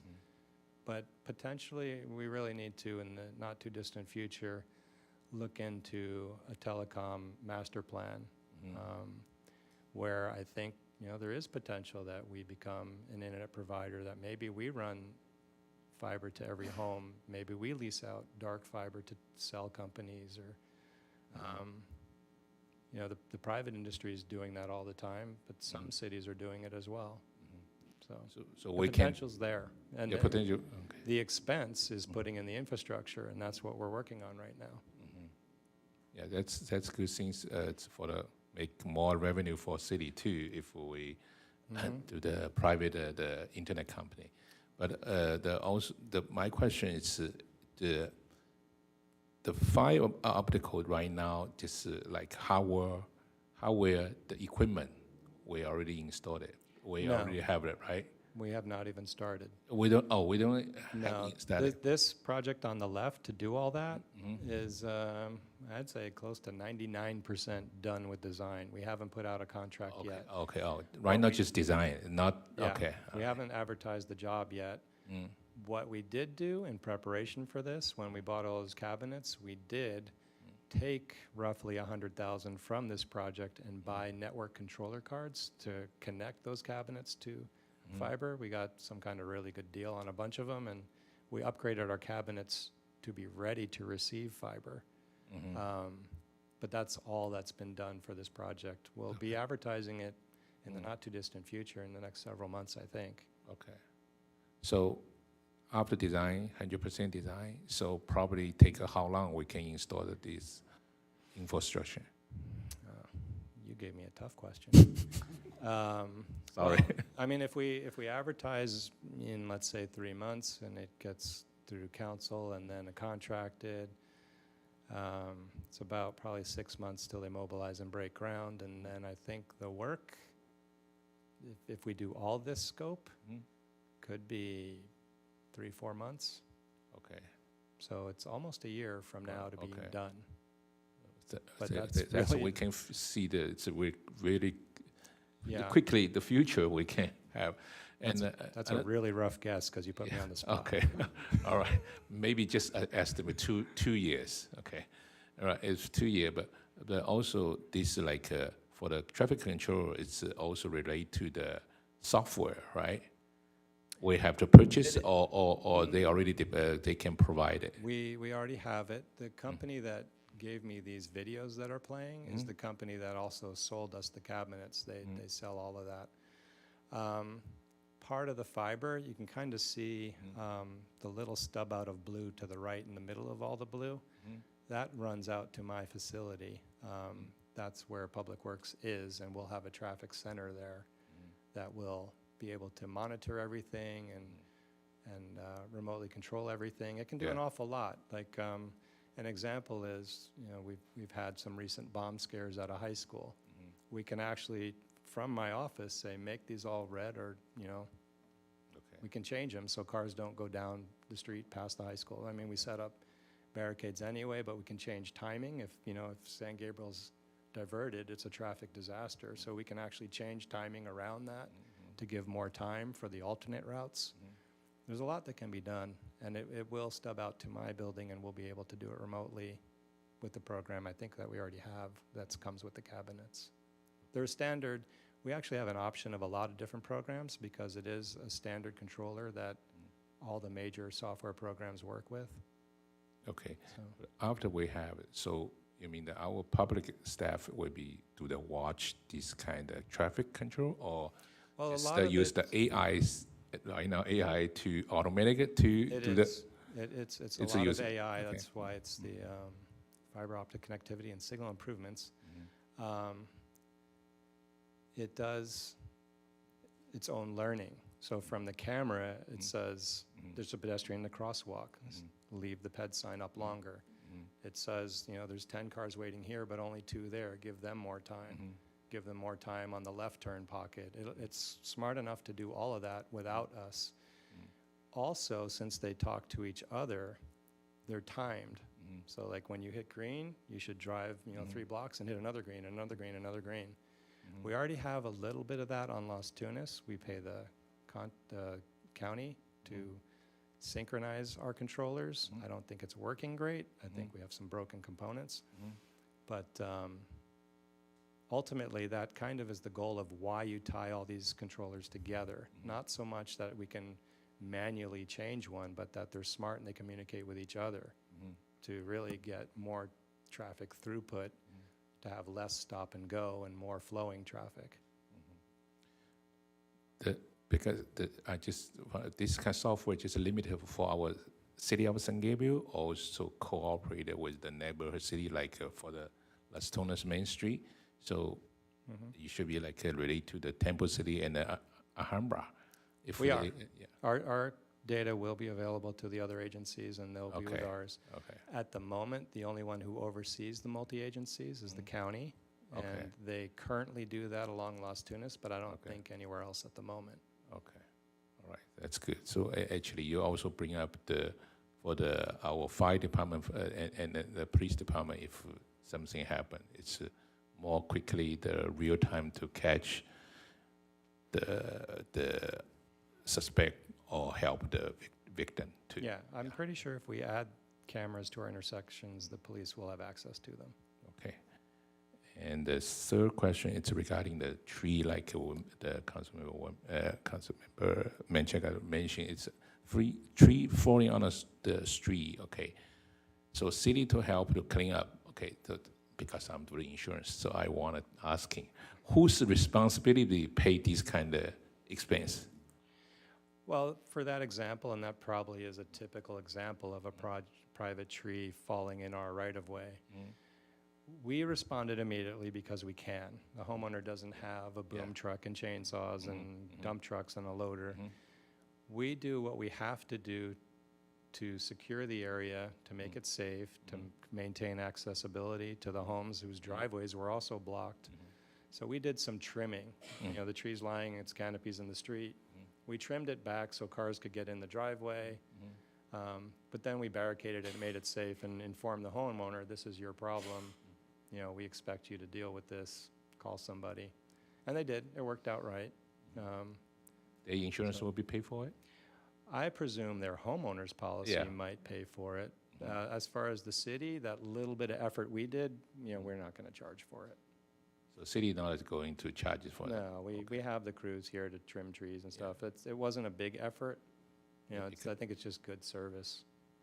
Okay, actually, I have the situation, it's like, that's for the car accident, they hit the city, like, the pole hole, actually, the city sued the homeowner, not a homeowner, the car driver, the car owner, regarding to pay for this kind of expense. Yes. So That happens a lot. You saw a lot of accident photos. We have what we call property damage reports. So when a car knocks over a street light or traffic signal or even a tree, if we're lucky enough to catch them, we will go after their insurance. We'll get cost estimates to plant a new tree or to value the tree. Or we'll call a company to say, you know, how much will it be? We want an emergency quote right now to come and replace a street light that got knocked over. We just pass that right along to their insurer. We actually have 3 years to get the claim processed. Sometimes happen, Yeah, and we deal a lot of that with our fleet department because sometimes other cars hit our cars. So we have to go get body repairs and everything and turn in the, but anytime we can catch somebody who has insurance, we go after that insurance to reimburse us. So your department have some people, it's more like insurance, like claiming insurance, the person to help? Or? Sort of. We gather the paperwork necessary, but our HR director is our risk manager for claims. But we know what we need to gather. Also, our finance department also works on reimbursements.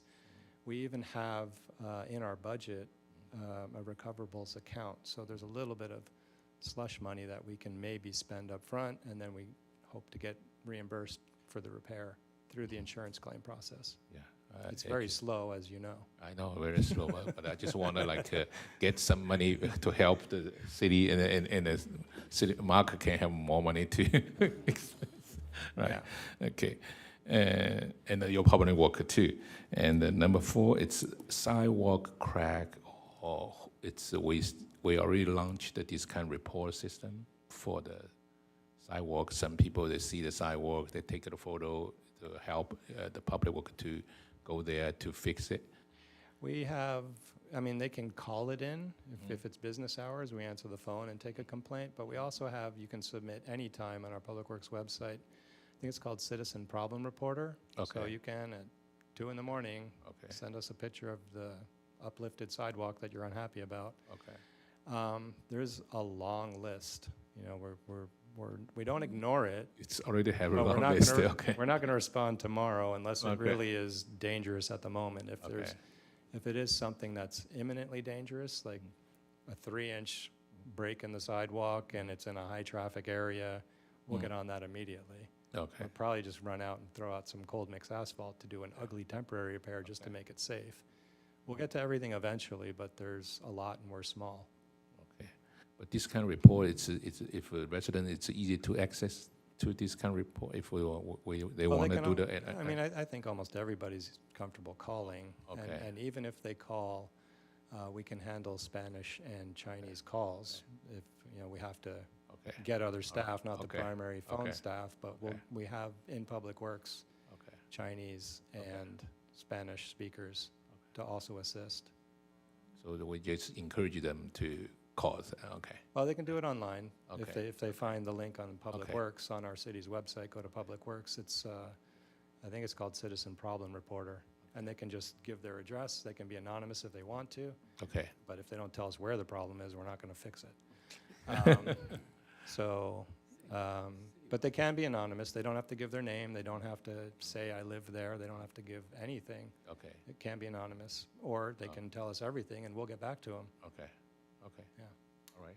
Okay, great. Councilmember Ding, I was just going to mention, Clara's done a really good job on that also. She's done some posts. I'm not sure if you had it on WeChat. I'm assuming on WeChat too, where they just click on a link and people could report Okay. those type of problems. All right. Thank you. Cora. Okay. Thank you. Great. Okay. That's, yeah, finishing my comment. All right, thank you, Councilmember Ding. Greg, I just wanted to thank you for the report. I agree with my colleagues. It's really good to see everything that's going on because our public oftentimes doesn't get to see all this.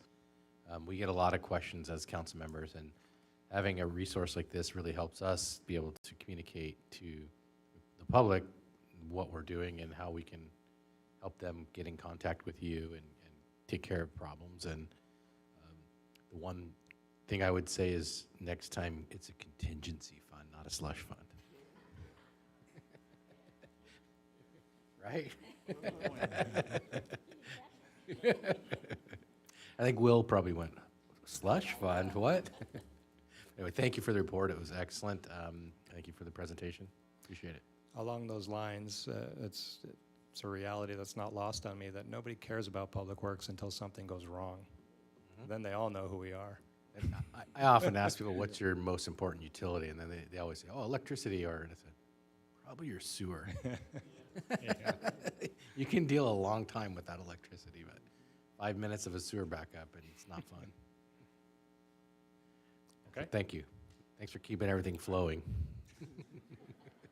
Yep, trees grow and sewers flow. Yep. All right, that's it. Thank you. Thank you. Thank you. Do we have any public comment on this item? All right, no public comment. Then we will go, this is information only. We'll go to the next item, please. I have no speaker cards. All right, then we go to city manager's report. Just real quick, thank you, Mayor Harrington, for the council and the community. Next Tuesday morning, I think it's 10 a.m., Congresswoman Chu will be at our 405 South Del Mar site because she received in last year's budget request $4 million for the Regional Housing Trust. And not all of that will go to our affordable housing project there, but certainly that'll be one of the funding sources for that. So you're all welcome to attend. She'll have the big fake check that she gets, and she'll bring that out. And so please do come and support that. It will be at the site of our future affordable housing project. Thank you. Thank you. And ceremonial, not fake.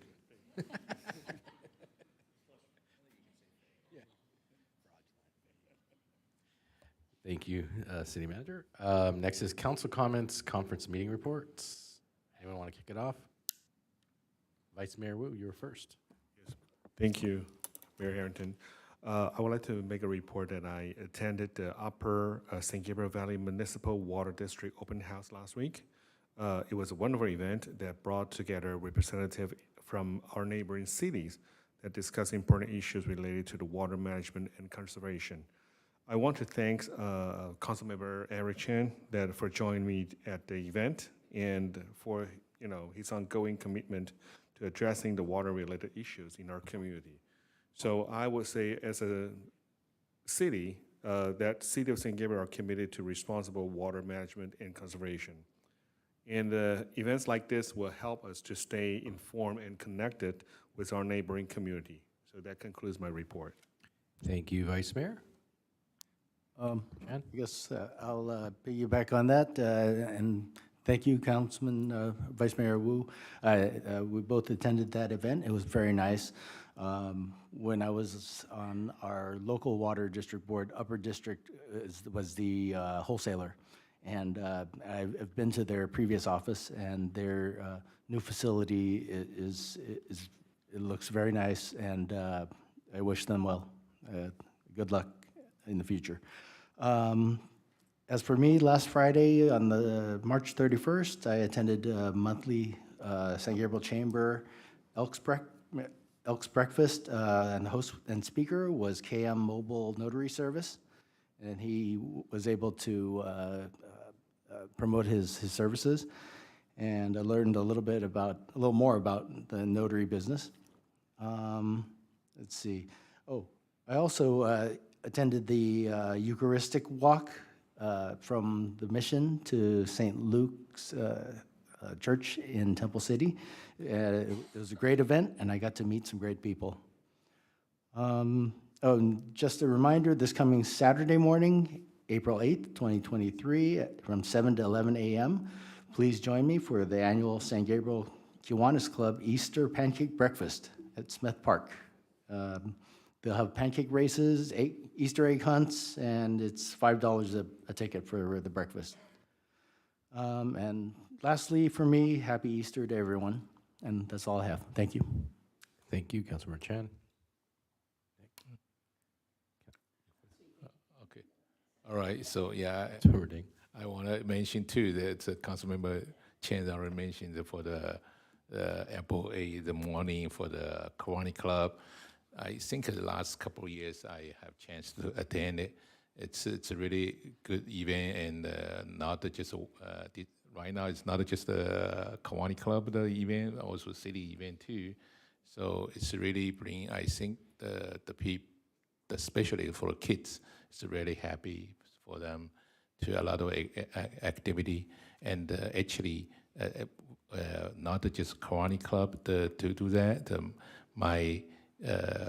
The San Gabriel Hope Line Club have to do a little bit support to the painting contest. Okay, yeah. So we are both club support each other, right, to help our community, especially for the community. It's a harmony, get together, know each other. Okay, yeah.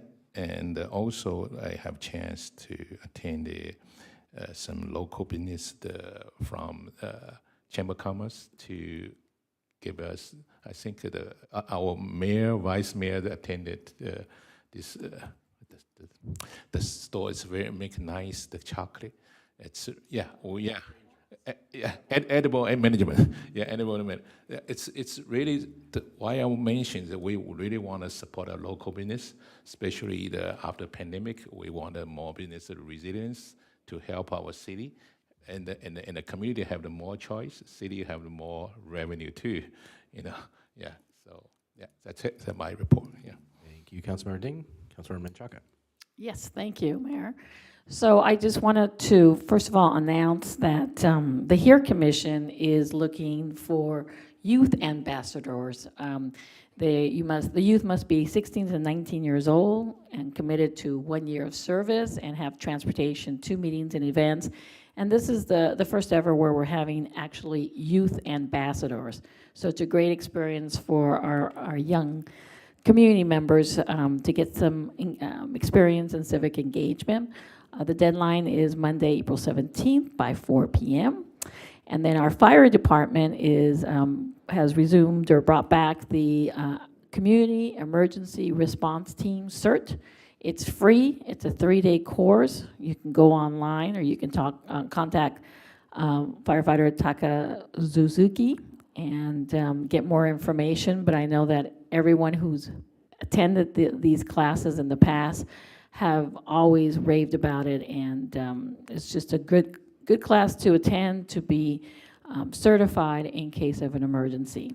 And lastly, of course, I have to mention the Kiwanis Club, but since I see Matthew out there so patiently the whole evening, I know you're not here just for this, but but if you can come up and just share a little bit about it. Each year it seems to get better and better. I am the Kiwanis president, but as Councilmember Ding mentioned, this is a collaboration between the city and the Kiwanis Club. And maybe you can mention a few highlights, not only the pancake breakfast, but there's some other things taking place. Sure, of course, thank you.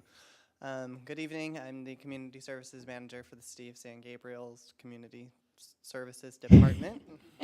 That was a mouthful, my apologies. So for the upcoming event on Saturday, Amy in our department, she's our recreation supervisor, is taking the lead in our department. And then of course our partner, Kiwanis Club of San Gabriel, has been fantastic.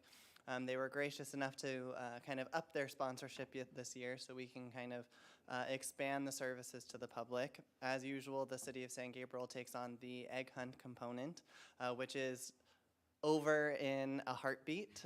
There's probably far more time putting the eggs out than actually collecting the eggs, which is a good thing. It means that there's plenty of people attending the event, and it's worth the time and effort that goes into it. This year there will be a bubble play zone, so a third party's coming out and putting that on. In addition, there will be a DJ there and a coloring contest by the Kiwanis Club, as well as, of course, the pancake breakfast, which is $5.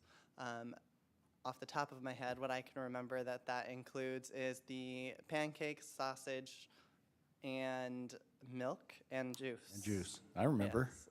Yes. I eat it every year. Yes, yes.